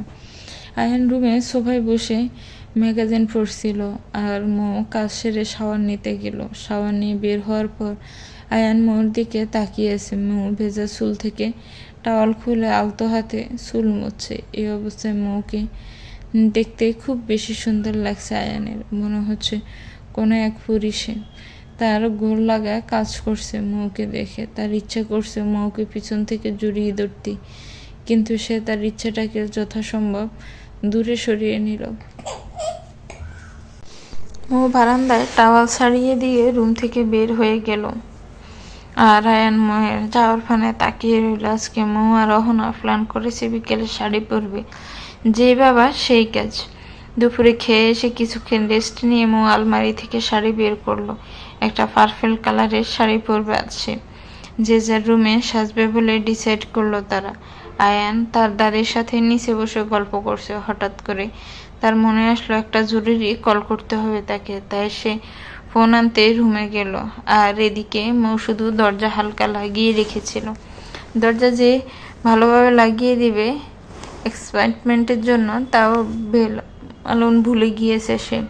আয়ান হঠাৎ করে রুমে প্রবেশ করলো। সে দেখলো মৌয়ের গায়ে শাড়ি নেই। সে শাড়ির কুচি করছিল। আয়ানকে এভাবে রুমে ঢুকতে দেখে মেয়েও কিছুটা ভয় খেয়ে গেল। এই অবস্থায় পরে আয়ান আর মৌ দুজনে বেশ অপ্রস্তুত হয়ে পড়লো। এদিকে আয়ান তাড়াতাড়ি ফোনটা নিয়ে রুমের বাইরে চলে গেল। মৌ যেন হাফ ছেড়ে বাঁচল। এদিকে অহনা তো রেডি হয়ে মৌর রুমের বাইরে দাঁড়িয়ে আছে। সে মৌকে তাড়াতাড়ি রেডি হওয়ার জন্য তাগিদ দিচ্ছে। 5 মিনিট পর মৌ রেডি হয়ে বের হয়ে এলো। মৌকে দেখে তো অহনা পুরাই অবাক। আজকে মৌকে দেখতে অসম্ভব সুন্দর লাগছে। আরে দোস্ত, তোকে আজকে সেই লেভেলে সুন্দর লাগছে, ভাইয়া দেখে শিওর হার্ট অ্যাটাক করবে। আরে রাখ তোর পাম, চল ছাদে গিয়ে ছবি তুলে। চল। এদিকে আয়ান রুম থেকে ডাইরেক্ট ছাদে এসে দাঁড়িয়ে আছে। সে দেখলো মৌ আর অহনা সিঁড়ি বেয়ে ছাদে আসছে। মৌকে দেখে তো আয়ানের হার্টবিট বেড়ে গেল। অসম্ভব সুন্দর লাগছে তাকে। মনে হয় কোনো অপসরী সে। মৌকে তার কাছে এত সুন্দর মনে হয় এই প্রথম লাগছে। মৌ আর অহনা ছাদে দাঁড়িয়ে ছবি তুলছে, আর আয়ান এক মনে তা দেখে চলছে। এই পড়ন্ত বিকেলে সূর্যের কিরণ মৌয়ের মুখে এসে পড়ছে, যা তাকে আরো মায়াবিনী করে তুলছে। আয়ান আজকে মৌয়ের চেহারা সব খুঁটিয়ে খুঁটিয়ে দেখছে। সে আজই প্রথম খেয়াল করলো মৌ মুচকি আসলে তার ডান গালে ছোট একটা টোল পরে। এই টোল পরার জন্য তাকে খুব বেশি কিউট লাগছে। আর তার ঘন কালো ব্রু যুগলের যেন কোনো জবাব নেই। ব্রু প্লাক করা নেই বলেই হয়তো এত সুন্দর লাগছে। আয়ান মৌয়ের চোখ দুটো অনেকক্ষণ ধরে দেখছে, ডাগর ডাগর আঁখি আর মায়াবিনীর। কাজল দেওয়ার যেন চোখ দুটো সৌন্দর্য আরো কয়েক গুণ বাড়িয়ে দিয়েছে। আয়ান চুপিসারে মৌয়ের বেশ কয়েকটা ছবি তুলে নিল তার ফোনে। আয়ান যে মৌয়ের ছবি লুকিয়ে লুকিয়ে তুলেছে তা দাদি দেখে ফেলেন। উনি ছাদে এসেছিলেন মৌ আর অহনার সাথে জরুরি কিছু কথা বলার জন্য। দাদি আয়ানের কাছে গিয়ে বলে, তোরই বউরে এভাবে লুকিয়ে ছবি তোলার কোনো দরকার আছে? দাদির এভাবে হঠাৎ করে কথা বলায় আয়ান চমকে ওঠে। সে আমতা আমতা করে জবাব দেয়, আরে তেমন কিছু না দাদি, আমি তো চারপাশের প্রকৃতির ছবি তুলছিলাম। ও তাই নাকি? এত মিথ্যা কথা বলতে হবে না আমাকে। এ বলে দাদি আয়ানকে মৌ আর অহনার কাছে নিয়ে গেল। এই তোরা এমন কেন রে? কেমন গো দাদি, আমার নাতিটাকে নিয়ে একটু ছবি তোলা যায় না? এ কথা শুনে মৌ আর অহনার সে কি হাসি। দাদি ওদের হাসি দেখে ভ্রু কুঁচকিয়ে বলল, হাসির কি বললাম আমি? তুমি এমনভাবে বললা মনে হচ্ছে আমরা কোনো খেলা খেলছি আর তোমার ছোট কিউট নাতিকে নিচ্ছি না। এই বলেই মৌ হাসতে লাগলো। আর আয়ান মন ভরে সে হাসি দেখছে। এত কিছু জানি না। আর এই অহনা, তুই এদিকে আয় তো। দাদির কথা শুনে অহনা ওনার কাছে গেল। আর এই যে আয়ান, তুই এখানে দাঁড়িয়ে থাকবি নাকি মৌয়ের পাশে গিয়ে দাঁড়াবি?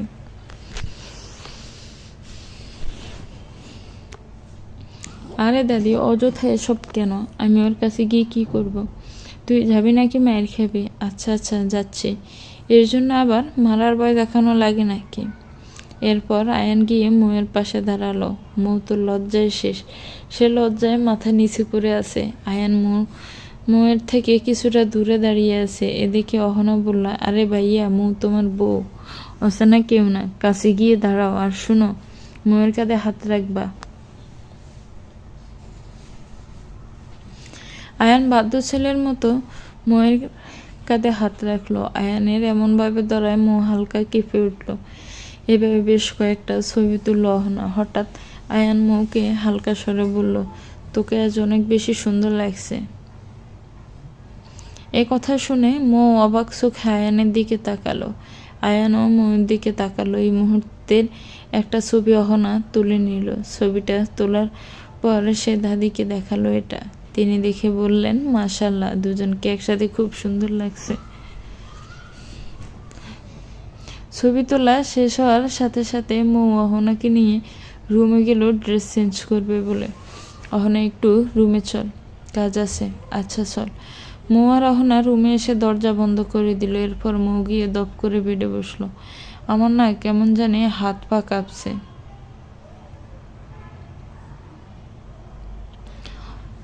কেন, তোর আবার কি হলো? কি জানি। আচ্ছা, তুই কি কাজে আসতে বললি? ও হ্যাঁ, আসলে আমার না শাড়ির আঁচলের সাথে সিপটিফিন আটকে গিয়েছে। কাঁধে হয় নিজে খুলতে পারছি না, একটু খুলে দে তো। আচ্ছা দাঁড়া তুই। অহনা সিপটিফিনটা খুলতে চেষ্টা করছে। এর মধ্যে আবার দাদি তাকে ডাক দিল। এজন্য সে চলে গেল, কিন্তু যাওয়ার সময় ভুলে দরজা খুলে রেখে চলে যায়। মৌ সেটা খেয়াল করেনি। এদিকে আয়ান রুমে যেন কি একটা কাজে রুমে আসে। সে দেখতে পায় মৌ ড্রেসিং টেবিলের সামনে দাঁড়িয়ে শাড়ির আঁচলে হাত দিয়ে কি একটা খোলার ট্রাই করছে। আয়ান রুমে ঢুকে দরজা আটকে দিল। মৌ ভেবেছে যে হয়তো অহনা এসেছে। সে বলল, এত তাড়াতাড়ি চলে আসলে? ভালো। আচ্ছা তাড়াতাড়ি আয় রে, এই মহা ঝামেলা খুলে দিয়ে যা। আয়ান মৌয়ের পিছনে গিয়ে দাঁড়ালো। সে যে মৌয়ের শাড়ি থেকে চিপটিফিনটা খুলবে, এতেই কেমন যেন লাগছে। বারবার হাত দিতে গিয়েও সরিয়ে নিচ্ছে। মৌ এসবের কিছু দেখেনি, কারণ সে নিচের দিকে তাকিয়ে হাতে ছুরি খুলছিল। কিরে, দাঁড়িয়ে আছিস কেন? মৌয়ের কথায় আয়ান মৌয়ের কাঁধে হাত দিয়ে চিপটিফিনটা খোলার চেষ্টা করছে। জানিস অহনা, তখন তোর ভাইয়া আমাকে কি বলেছিল যে আমাকে বলে আজকে অনেক সুন্দর লাগছে। আমি তো শুনে বেশ অবাক হয়ে যাই। কেন, এত অবাক হওয়ার কি হলো? তোকে তো সুন্দরই লাগছিল। আয়ানের কণ্ঠ শুনে মৌ ভয় পেয়ে যায়। সে আয়ানের দিকে তাকাতেই দেখে আয়ান মুচকি মুচকি হাসছে। তুমি এখানে কেন? অহনা কই? কেন, আমাকে ভালো লাগছে না এখানে দেখতে? মৌ কি বলবে, সে কোনো কথা খুঁজে পাচ্ছে না। আমি রুমে এসেছিলাম কাজে, কিন্তু দেখলাম যে তুই শাড়ির আঁচলে কি যেন ধরছিস। এদিকে আমাকে অহনা ভেবে তুই বললি যে তোকে হেল্প করতে, তাই হেল্প করতে চলে এলাম।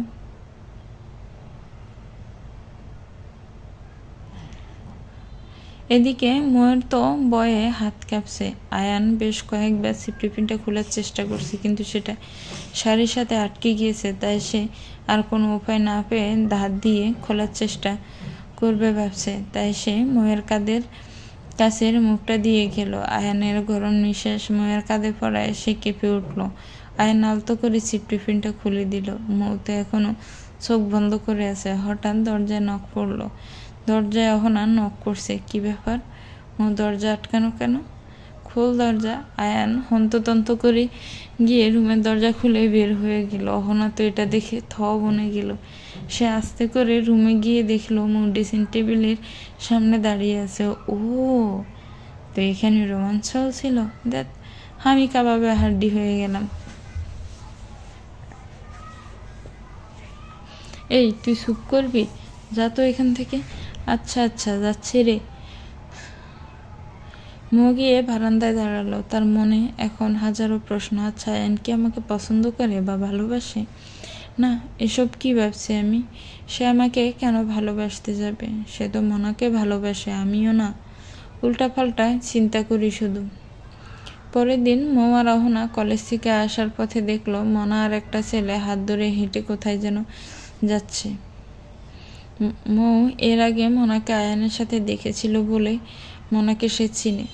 মৌ তো এই দেখে পুরাই অবাক, কারণ মনা যেভাবে ছেলেটার হাত ধরে রেখেছে তাতে মনে হচ্ছে তারা দুজন বয়ফ্রেন্ড গার্লফ্রেন্ড। এই অহনা, আমি যা দেখছি তা কি তুইও দেখছিস? আরে বিশ্বাস হচ্ছে না এই মেয়ে এমন, এর জন্য ভাইয়া তোর সাথে খারাপ ব্যবহার করে? আমারও বিশ্বাস হচ্ছে না, আয়ানকে বললেও হয়তো সে বিশ্বাস করবে না। তাই তো, তুই তাড়াতাড়ি ছবি তুলে রাখ। অহনার কথা শুনে মৌ তো তাড়াতাড়ি ছবি তুলতে চাইলো, আয়ানকে দেখাবে বলে, কিন্তু সে ব্যাগের থেকে ফোন বের করতে করতেই মনা আর ওই ছেলেটা চোখের আড়াল হয়ে গেল। দেখ চলে গেল তো তাড়াতাড়ি, এখন কি হবে? কি আর হবে, ভাইয়াকে মুখে বলা ছাড়া আর উপায় নেই, কারণ কোনো প্রুফই তো নেই আমাদের কাছে।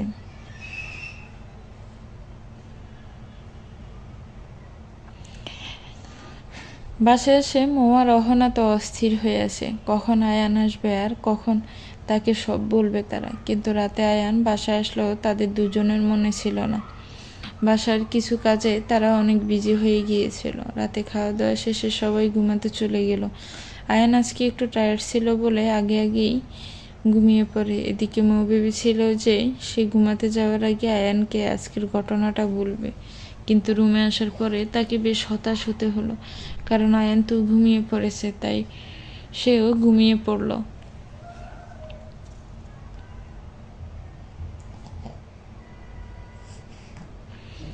সকালে আয়ানের ঘুম থেকে ওঠার আগে মৌয়ের ঘুম ভেঙে যায়। সে উঠে ফ্রেশ হয়ে নিচে যে নাস্তা বানাতে, আর আয়ান ঘুম থেকে উঠে শাওয়ার নেয়।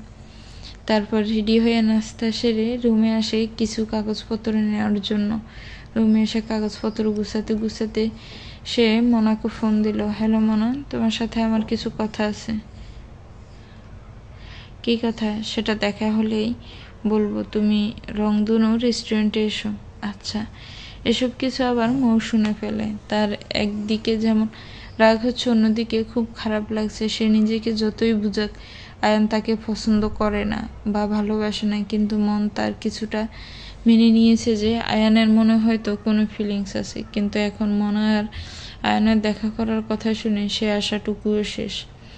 মৌ আয়ানকে কিছু বলতে যাবে, কিন্তু কিছু কাজের জন্য আয়ানের আম্মু তাকে নিচে ডাকে, তাই সে কিছু না বলিয়ে নিচে চলে যায় আর আয়ান অফিসের উদ্দেশ্যে বেরিয়ে পড়ে। 12টার দিকে মৌ আয়ানকে ফোন দিয়েই যাচ্ছে, কিন্তু আয়ান ফোন ধরছেই না। তার এখন প্রচণ্ড রাগ লাগছে, রাগে রীতিমতো তার হাত কাঁপছে। সে আর কোনো উপায় না পেয়ে তাড়াতাড়ি রেডি হয়ে নিল। তার উদ্দেশ্য রেস্টুরেন্টে গিয়ে আয়ান আর মনাকে আচ্ছা মতো ঝাড়া। অহনার দাদি নিচে ড্রয়িং রুমে বসে গল্প করছিল। তারা দুজনে দেখলো মৌ রেডি হয়ে নিচে নামছে। কি ব্যাপার মৌ, এই সময় কোথায় যাচ্ছিস? তোমার নাতির ব্যান্ড বাজাতে যাচ্ছে, খুব ভালো মানুষ তো সে। অহনা, তুই যাবি? হ্যাঁ যাব। তাহলে 5 মিনিটের মধ্যেই রেডি হয়ে আয়। ঠিক আছে, যাচ্ছি। এরপর অহনা তার রুমে গেল রেডি হতে।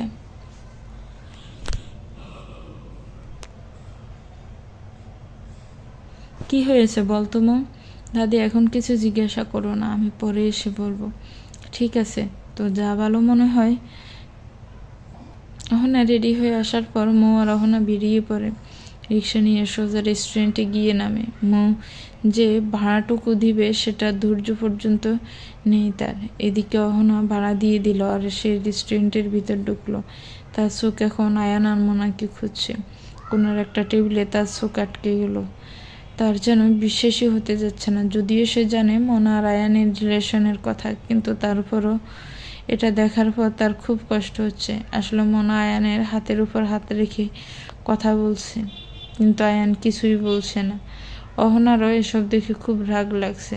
মৌ আর কিছু না ভেবে এই টেবিলের উদ্দেশ্যে পা বাড়ালো। মৌ গিয়ে সেই টেবিলের সামনে দাঁড়ালো।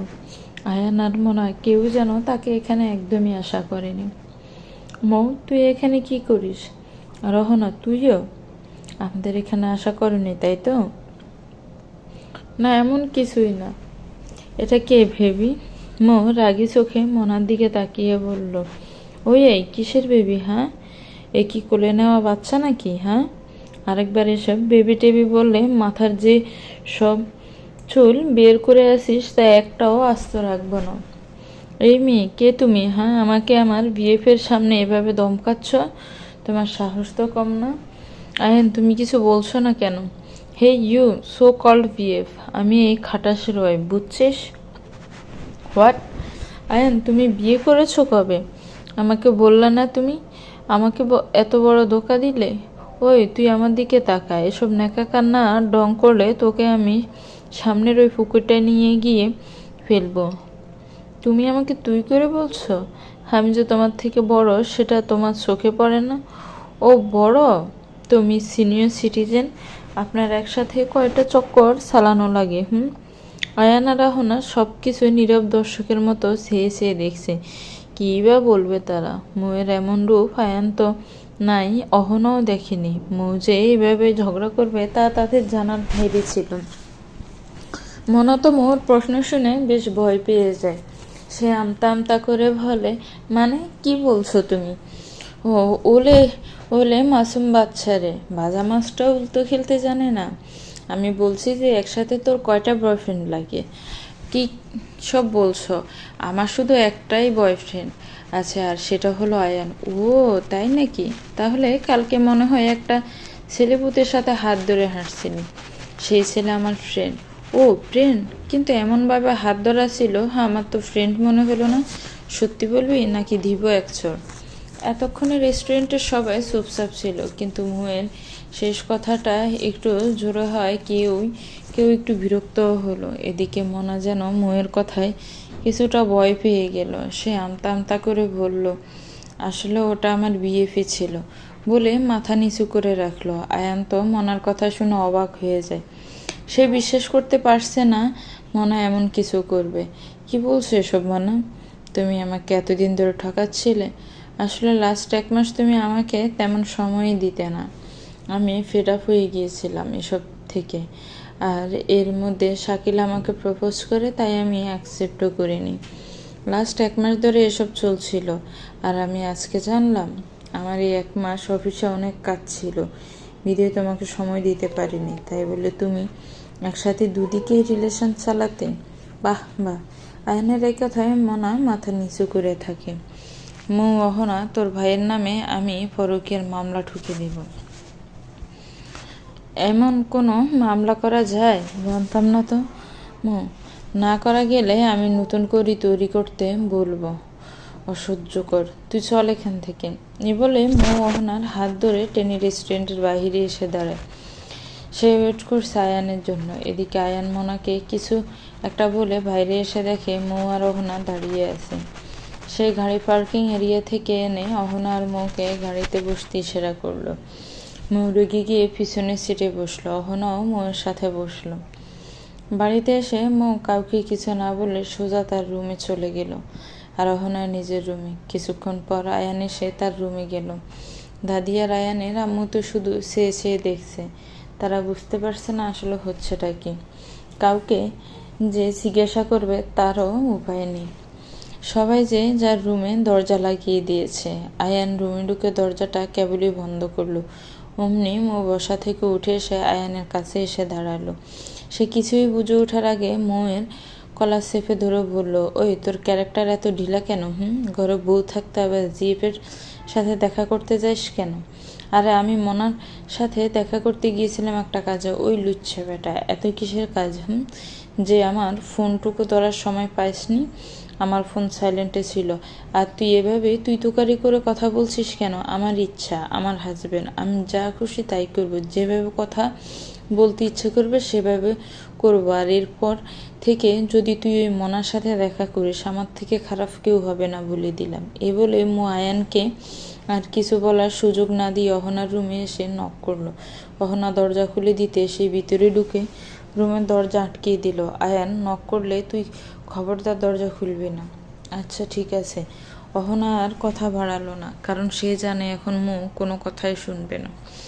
রাতের খাবারের সময় মৌ নিচে গেল না। অহনা খাবার রুমে এনে দিয়ে গেল। সবাই মোয়ের এত বেশি রাগের কারণ জানতে চাইলে তারপর অহনা আজকের সব ঘটনা বলল। আয়ানের আব্বু আম্মু ধারিত আয়ানের উপর রেগে আছে। আয়ানের আম্মু তো তাকে বেশ কথা শুনিয়েছে। এভাবে একদিন দিন চলে গেল। পুরো একটা দিন মো আয়ানের সামনে যায়নি। আয়ান অবশ্য অনেকবার ট্রাই করেছিল মোয়ের সাথে কথা বলার জন্য, কিন্তু মো নাছোড়বান্দা, সে কথা বলবে না মানে বলবেই না। রাতের বেলা সবাই যে যার রুমে খেয়ে দিয়ে রেস্টে নিচ্ছে। মো অহনার রুমে শুয়ে আছে। এভাবে তার আর ভালো লাগছে না। বেশিরভাগ সময়ই রুমে থাকতে হয়, কারণ আয়ান আজকাল অফিসে কাজ কম থাকায় বাসায় থাকে সে। মো ভাবলো তার রুমে থেকে একটা বই এনে পড়বে, কিন্তু সমস্যা হলো আয়ান তো এখন রুমে, সে যাবে কিভাবে রুমে? এদিকে মনটা পড়ে রয়েছে ভুঁইয়ের ওপর। অহনাও ঘুমিয়ে পড়েছে। ও জেগে থাকলে মুখে এত ভাবতে হতো না। অহনাকে পাঠিয়ে দিত রুমে বই আনার জন্য, কিন্তু এখন কি করবে সে? কিছুক্ষণ ভাবার পর সে রুমের দিকে পা বাড়ালো। আয়ান রুমে থাকলে বই আনবে না, আর না থাকলে তো ভালোই, কাজ হয়ে গেল।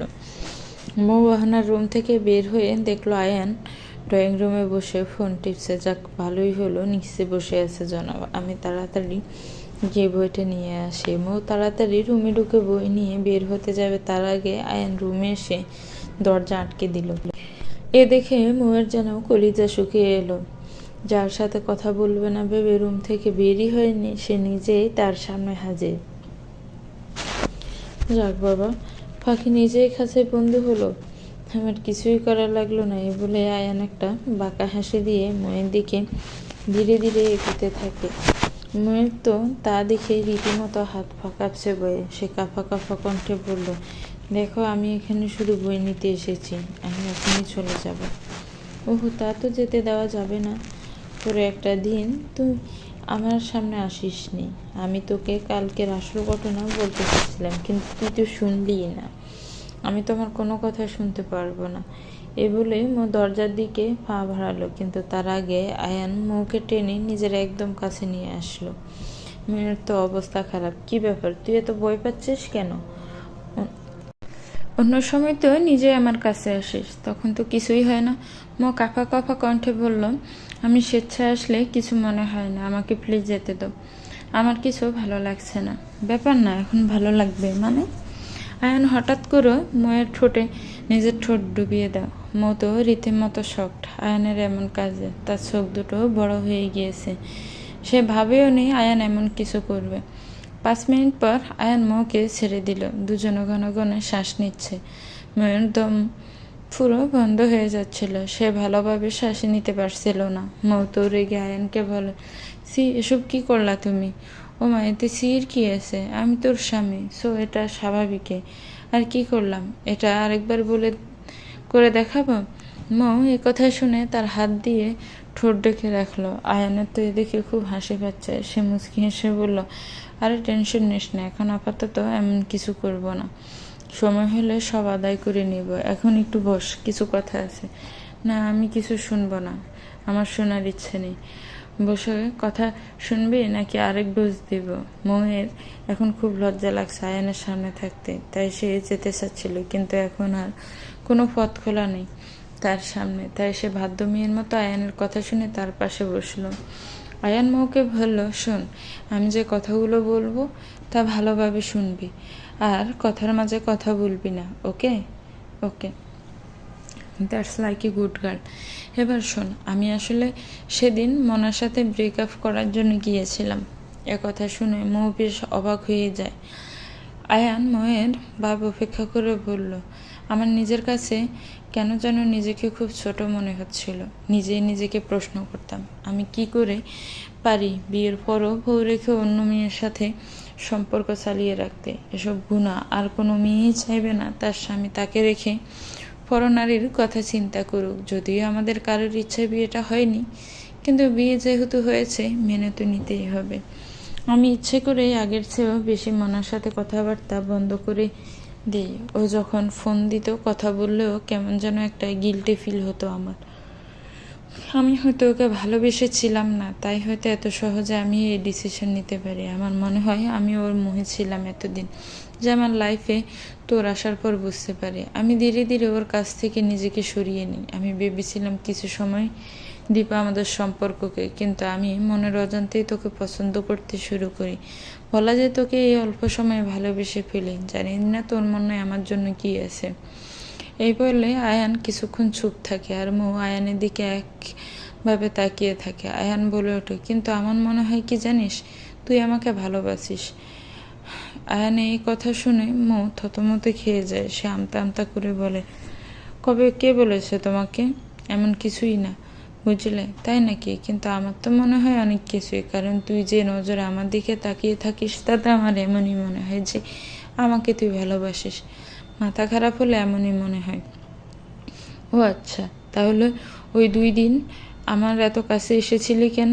ও তো তোমাকে ভয় দেখানোর জন্য, যাতে তুমি ওই মনার পিছু ছেড়ে লাইনে আসো। ময়ের কথা শুনে আয়ান জোরে হেসে দিল। বাবা, তোর তো দেখি ভালোই সাহস। অবশ্য আমি কিন্তু লাইনে এসে গিয়েছি। প্রত্যুত্তরে মিউ কিছু বলল না, সে মাথা নিচু করে আছে।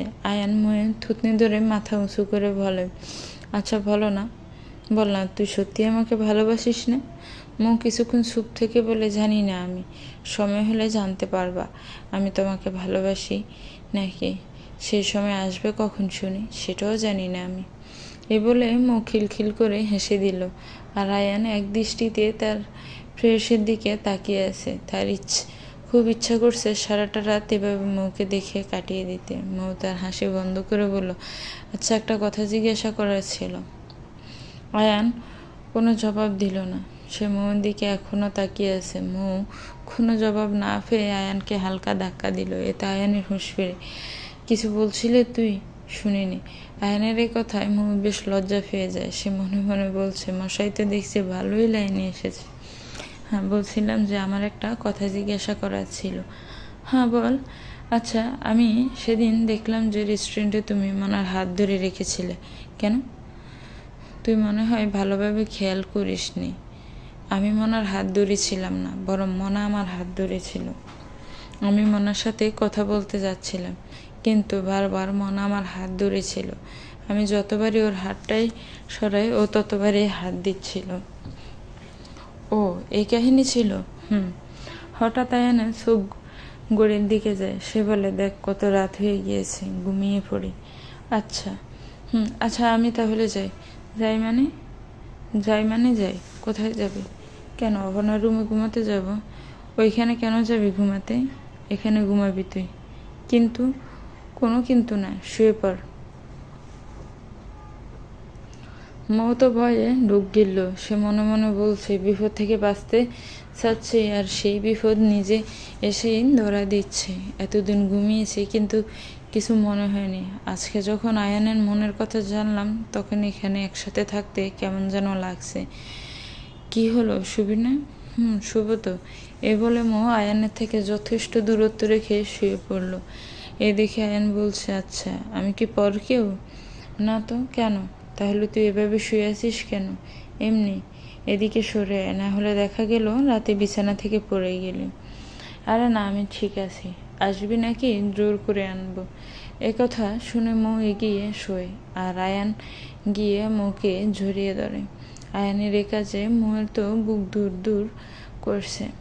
তার ইচ্ছা করছে এখনই এই রুম ছেড়ে পালিয়ে যায়, কিন্তু তার সম্ভব কই, কারণ আয়ান এমনভাবে দূরে রেখেছে যেন ছেড়ে দিলে হারিয়ে যাবে। একদম নড়বি না, এভাবে ঘুমাবে। মৌয়ের মুখ দিয়ে যেন কোনো কথা বের হচ্ছে না। সেই বা চাইতেও এভাবে ঘুমালো, যদিও তার ঘুম আসতে অনেক রাত হয়ে গিয়েছিল। সকালের মিষ্টি রোদে আয়ানের ঘুম ভেঙে যায়। সে উঠে দেখে মৌ এখনও ঘুমাচ্ছে। আয়ান মৌকে এভাবে মন ভরে দেখছে। হঠাৎ মৌয়ের ঘুম ভেঙে যায়। সে উঠে দেখে আয়ান তার দিকে তাকিয়ে আছে। ঘুম থেকে উঠে এমন পরিস্থিতিতে পড়ে মৌ বেশ আনকমফোর্টেবল ফিল করে। আয়ান এই মৌয়ের চেহারা দেখে বুঝতে পারে, তাই সে তাড়াতাড়ি উঠে ওয়াশরুমে যায়। মৌ আর বসে থাকে। বের হয়ে যাওয়ার পর সে ফ্রেশ হতে আয়ান অফিসের জন্য রেডি হতে থাকে, আর মৌ নিচে যায়। মৌকে আয়ানের রুম থেকে বের হতে দেখে আয়ানের আম্মু দাদিয়া রহনা অবাক হয়ে যায়। তার মৌকে দেখে মুচকি হাসে থাকে। মৌ এটা দেখে বেশ লজ্জা পায়। সেই জন্য বলি যে মৌ গেল কই? সকালে উঠে তোকে না পেয়ে আমি কিছুটা আন্দাজ করেছিলাম যে তুই কোথায়, এখন দেখি আন্দাজে ঠিক। মৌ সবার সাথে কথা বলছিল, এর মধ্যে আয়ান তাকে রুমে ডাকলো। আরে দাদি, আরে তাড়াতাড়ি যা, আমার নাতিটা তোকে অনেক মিস করছে। দেখি তুই নিচে আসলি বা কতক্ষণ আগে তার আর ডাকাডাকি শুরু। এর মধ্যে আবার আয়ান মুখে ডাকে। আয়ানের ডাক শুনে অহনা দাদি আর আয়ানের আম্মু মুখ টিপে হাসে। মুহূর্তে এখন আয়ানের উপর সেই রাগ হচ্ছে। এভাবে ডাকার কোনো দরকার আছে? মৌ রুমে গিয়ে দেখলো আয়ান সোফায় বসে আছে। এভাবে ডাকার দরকার কি? এত কিসের প্রয়োজন শুনি? আয়ান কিছু না বলে সোফার থেকে উঠে গিয়ে মৌয়ের কাছে গিয়ে দাঁড়ায়। হঠাৎ করে সে মৌয়ের কোমর জড়িয়ে ধরে নিজের কাছে টেনে আনে। মৌ তো এমন ঘটনায় রীতিমতো শখ। সে ভাবেনি যে আয়ান এভাবে করে তাকে ধরবে। তোকে প্রয়োজন? কিসের এত প্রয়োজন? জানিস না স্বামী অফিসে যাওয়ার আগে বউকে তার আশেপাশে থাকতে হয়? কখন কি প্রয়োজন পড়ে এজন্য। আচ্ছা সেটা ঠিক আছে, কিন্তু আমাকে আগে ছাড়ো প্লিজ, কেমন যেন লাগছে। ঠিক আছে ছেড়ে দিলাম। এগুলো আয়ান মৌকে ছেড়ে দিল। মৌ যেন হাফ ছেড়ে বাঁচল।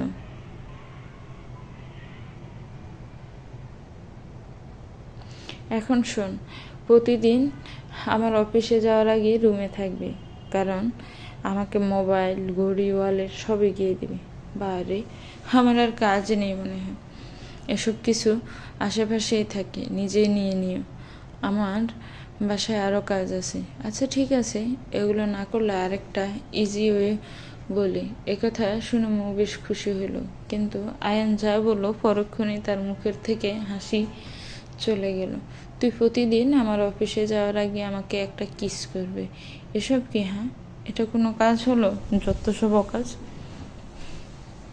মৌয়ের মুখে অকাজ কথাটা শুনে আয়ান জোরে করে হেসে দিল। মগু উঁচু করে আয়ানের দিকে তাকালো। সে বোঝার চেষ্টা করছে এমন কি কথা সে বলল যে এত হাসতে হবে। এত হাসির কি বললাম শুনি? আয়ান হাসতে হাসতে জবাব দিল, এই তুই অকাজ বললি কেন? অকাজ বলবো না তো কি বলবো? হ্যাঁ, এটা কোনো কাজ হলো? অবশ্যই কাজ হলো, স্বামী স্ত্রীর মধ্যে এটা নর্মাল। তো বল কোন কাজটা করবি? মৌ রেগে জবাব দিল, আচ্ছা ঠিক আছে, আমি প্রতিদিন তোমার অফিসে যাওয়ার আগে সব কিছু এগিয়ে দিব। এই তো গুড গার্ল। এইটাতে রাজি হওয়ার জন্য কত কাহিনী না করতে হলো। মৌ আস্তে আস্তে বলল, মন চাচ্ছে অফিসে যাওয়ার আগে প্রতিদিন একটা জুতা ছুঁড়ে মারি। এত অলস মানুষ কেমনে হয়? কিছু কি বললি তুই? না, আমি আর কি বলবো। এরপর মৌ আয়ানকে সব প্রয়োজনীয় জিনিস এগিয়ে দেয়। আয়ানের রেডি হওয়া শেষ হলে সে আর মৌ একসাথে রুম থেকে বের হয়। দাদি সিঁড়ির দিকে তাকিয়ে তাদের দুজনকে দেখছে। আল্লাহ, আমার এই দুজনকে অনেক সুখ দিও। এই দুজনের উপর যেন কারোর খারাপ নজর না পড়ে। আয়ান এসে খাবার খেতে বসলো। আয়ানের আব্বু বাসায় নেই। উনি আজকে ভোরে একটা ডিলের জন্য শহরের বাইরে গিয়েছেন। সবাই খেতে বসেছে।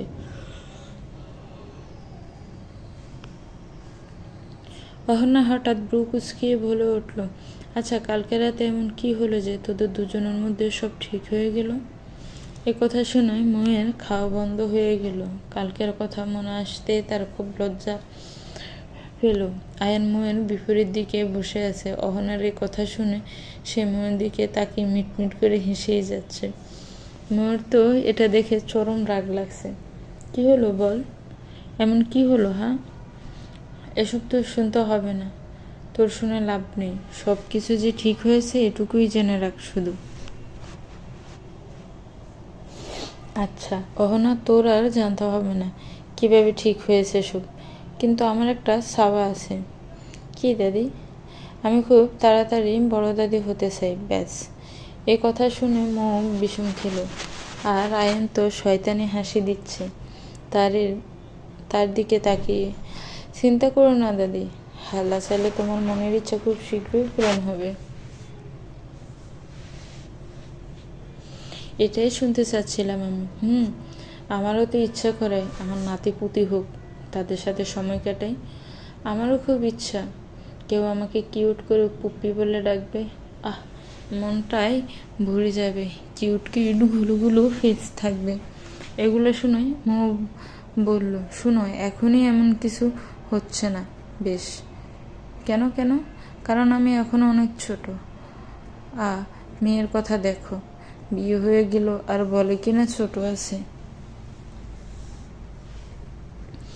ঠিক বলছিস তুই, কয়দিন পর দেখা যাবে 2-3 বাচ্চার মা হয়ে গিয়েছে আর বলে কিনা বাচ্চা। কি বলে 2-3 বাচ্চা? আমি তো মরেই যাব না। মুয়ের কথা শুনে বাকি সবাই হাসলেও আয়ানের খুব রাগ লাগে।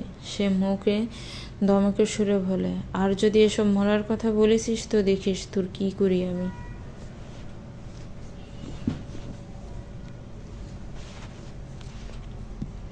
এটা বলে আয়ান অফিসের উদ্দেশ্যে বেরিয়ে পড়ে। এমন রাগ করার কি আছে? সারাদিন মৌকে অহনা ঝালিয়ে মেরেছে, কথা জিজ্ঞাসা করতে করতে যে হঠাৎ করে কি এমন করলো যে মৌয়ের রাগ নেমে গেল। মৌ তো খুব চেষ্টা করেছে বিষয়টা অ্যাভয়েড করার, কারণ যদি মুখ ফসকে সে কিস করার কথা বলে ফেলে তখন কি হবে। রাতের বেলা মৌ বারান্দায় দাঁড়িয়ে আছে। সে খুব মনোযোগ দিয়ে ছাদটা দেখছে। আজকে পূর্ণিমার রাত, এজন্য ছাদটা অসম্ভব রকম সুন্দর লাগছে। কি সুন্দর করে সে চারিদিকে আলো ছড়াচ্ছে।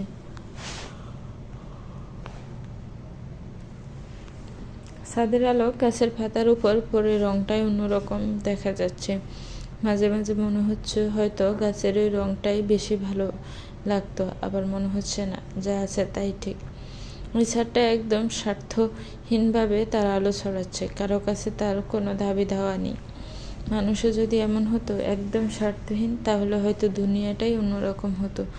কোনো ঝগড়া ফ্যাসাদ থাকতো না হয়তো। কিন্তু আফসোস, মানুষ এমন না, তারা খুব বেশি স্বার্থপর, খুবই বেশি। এমন কেন মানুষ? তারা কি প্রকৃতির কাছ থেকে একটু শিক্ষা নিতে পারে না? হয়তো নিতে চায় না তারা। ময়ের ভাবনার মাঝে হঠাৎ করে আয়ান তাকে পিছন থেকে জড়িয়ে ধরল। এতে সে চমকে উঠল। আরে আমি, ভয় পাচ্ছিস নাকি? না, তেমন কিছু না। কখন এলে? 10-12 মিনিট আগে এসেছি। রুমে এসেই দেখলাম তুই বারান্দায়, তাই নিঃশব্দে গিয়ে ফ্রেশ হয়ে তোর কাছে এলাম। প্রকৃতির সৌন্দর্য এমনভাবে বিভোর ছিলি যে আমি কখন আসলাম তুই খেয়ালই করিসনি। দেখো না, আজকের চারটা কি সুন্দর লাগছে। একদম তোর মতো। হায়ানের এই কথা শুনে মু হালকা লজ্জা পেল। কিছুক্ষণ বারান্দায় দাঁড়িয়ে থেকে রুমে আসলো তারা। মা শুকনো কাপড় গুছিয়ে রাখছে আর রায়ান মোবাইল ঘাঁটছে। হঠাৎ করে তার আজকে সকালের ঘটনা মনে পড়ে গেল। সে মুখকে জিজ্ঞাসা করলো, আচ্ছা বলতো, আমাদের বেবি কবে আসবে? আয়নের কথা শুনে মুয়ের কাছ থেমে গেল। অসম্ভব লজ্জা লাগছে তার।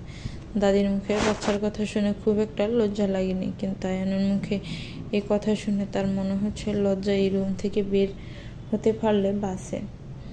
সে কিছুক্ষণ চুপ থাকে। এর মধ্যে আবার আয়ান বলে ওঠে, কি হলো বল?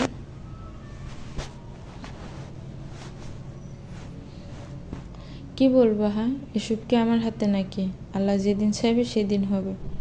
এরপর আয়ান গিয়ে আবার মুখে পিছন থেকে জড়িয়ে ধরে, কিছু তোর হাতে, কিছু আল্লাহর হাতে।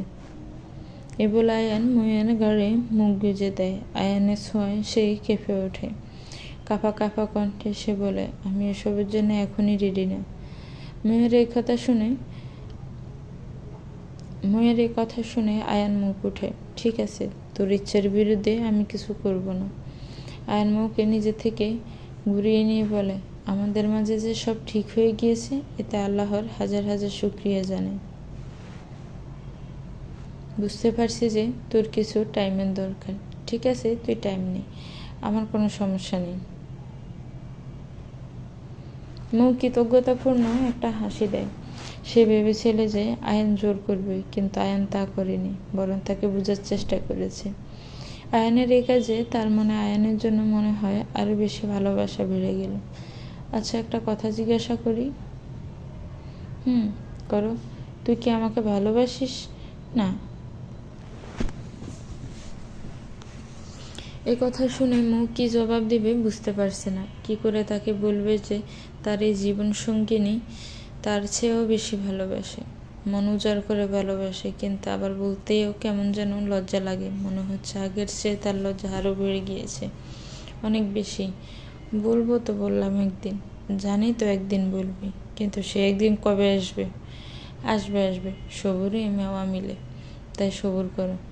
যে কোনো একদিন হুট করেই বলে দিতে পারি। তুই জানিস না, তোর মুখে ভালোবাসি কথাটা শোনার জন্য আমার মন ছটফট করছে। আরে শুধু এই একটা শব্দ শোনার জন্য এত উৎসুক। বলবো তো একদিন। কবে বলবি? হ্যাঁ, আমি মরে গেলে তারপর? আয়ানের এই কথা শুনে মোয়ের চরম রাগ উঠে গেল। এসব কি বলো? হ্যাঁ, মুখে কি লাগাম লাগানো যায় না? কেন, সকালেও তো তুই এই কথা বলছিস। উফ, সেটা আমি মজা করে বলছিলাম। তো আমিও মজা করলাম।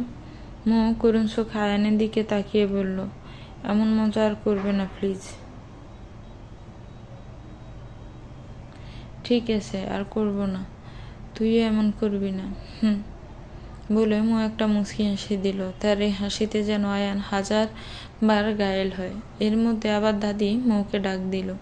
আয়ান ভেবেছিল মৌয়ের সাথে আরও কিছু সময় কাটাবে, কিন্তু দাদির ডাকটা আয়ানের মন ক্ষুণ্ণ করে দিল। সে ঠোঁট বাঁকিয়ে বলল, যা তুই, না হলে ডেকে ডেকে হয়রান হয়ে যাবে মেয়ে দাদি। মৌ কিছু না বলে দরজার দিকে পা বাড়ালো। যাওয়ার পথে সে হঠাৎ থেকে গিয়ে আয়ানের দিকে সে বলল, শালাঙ্গে। কি বললি তুই? বলেছি কিছু একটা, পারলে বুঝে নি। কি যে বললি, বুঝবো কিভাবে? আবার দাদি ডাকে। দাদির ডাক শুনে মৌ আর কিছু না বলে চলে যায়। আর আয়ান গভীর চিন্তায় ডুবে যায় যে মৌ এইমাত্র কি বলে গেল। চলবে। তো ভিউয়ার্স, গল্পটা কেমন লেগেছে একটি কমেন্টস করে জানাবেন। গল্পটা ভালো লাগলে গল্পটাকে একটা লাইক করবেন, গল্পটাকে শেয়ার করবেন, আর আমার চ্যানেলটাকে প্লিজ সাবস্ক্রাইব করবেন। যারা অলরেডি সাবস্ক্রাইব করে রেখেছেন তাদেরকে অনেক অনেক ধন্যবাদ। ভালো থাকবেন, সুস্থ থাকবেন। আল্লাহ হাফিজ, আসসালামু আলাইকুম।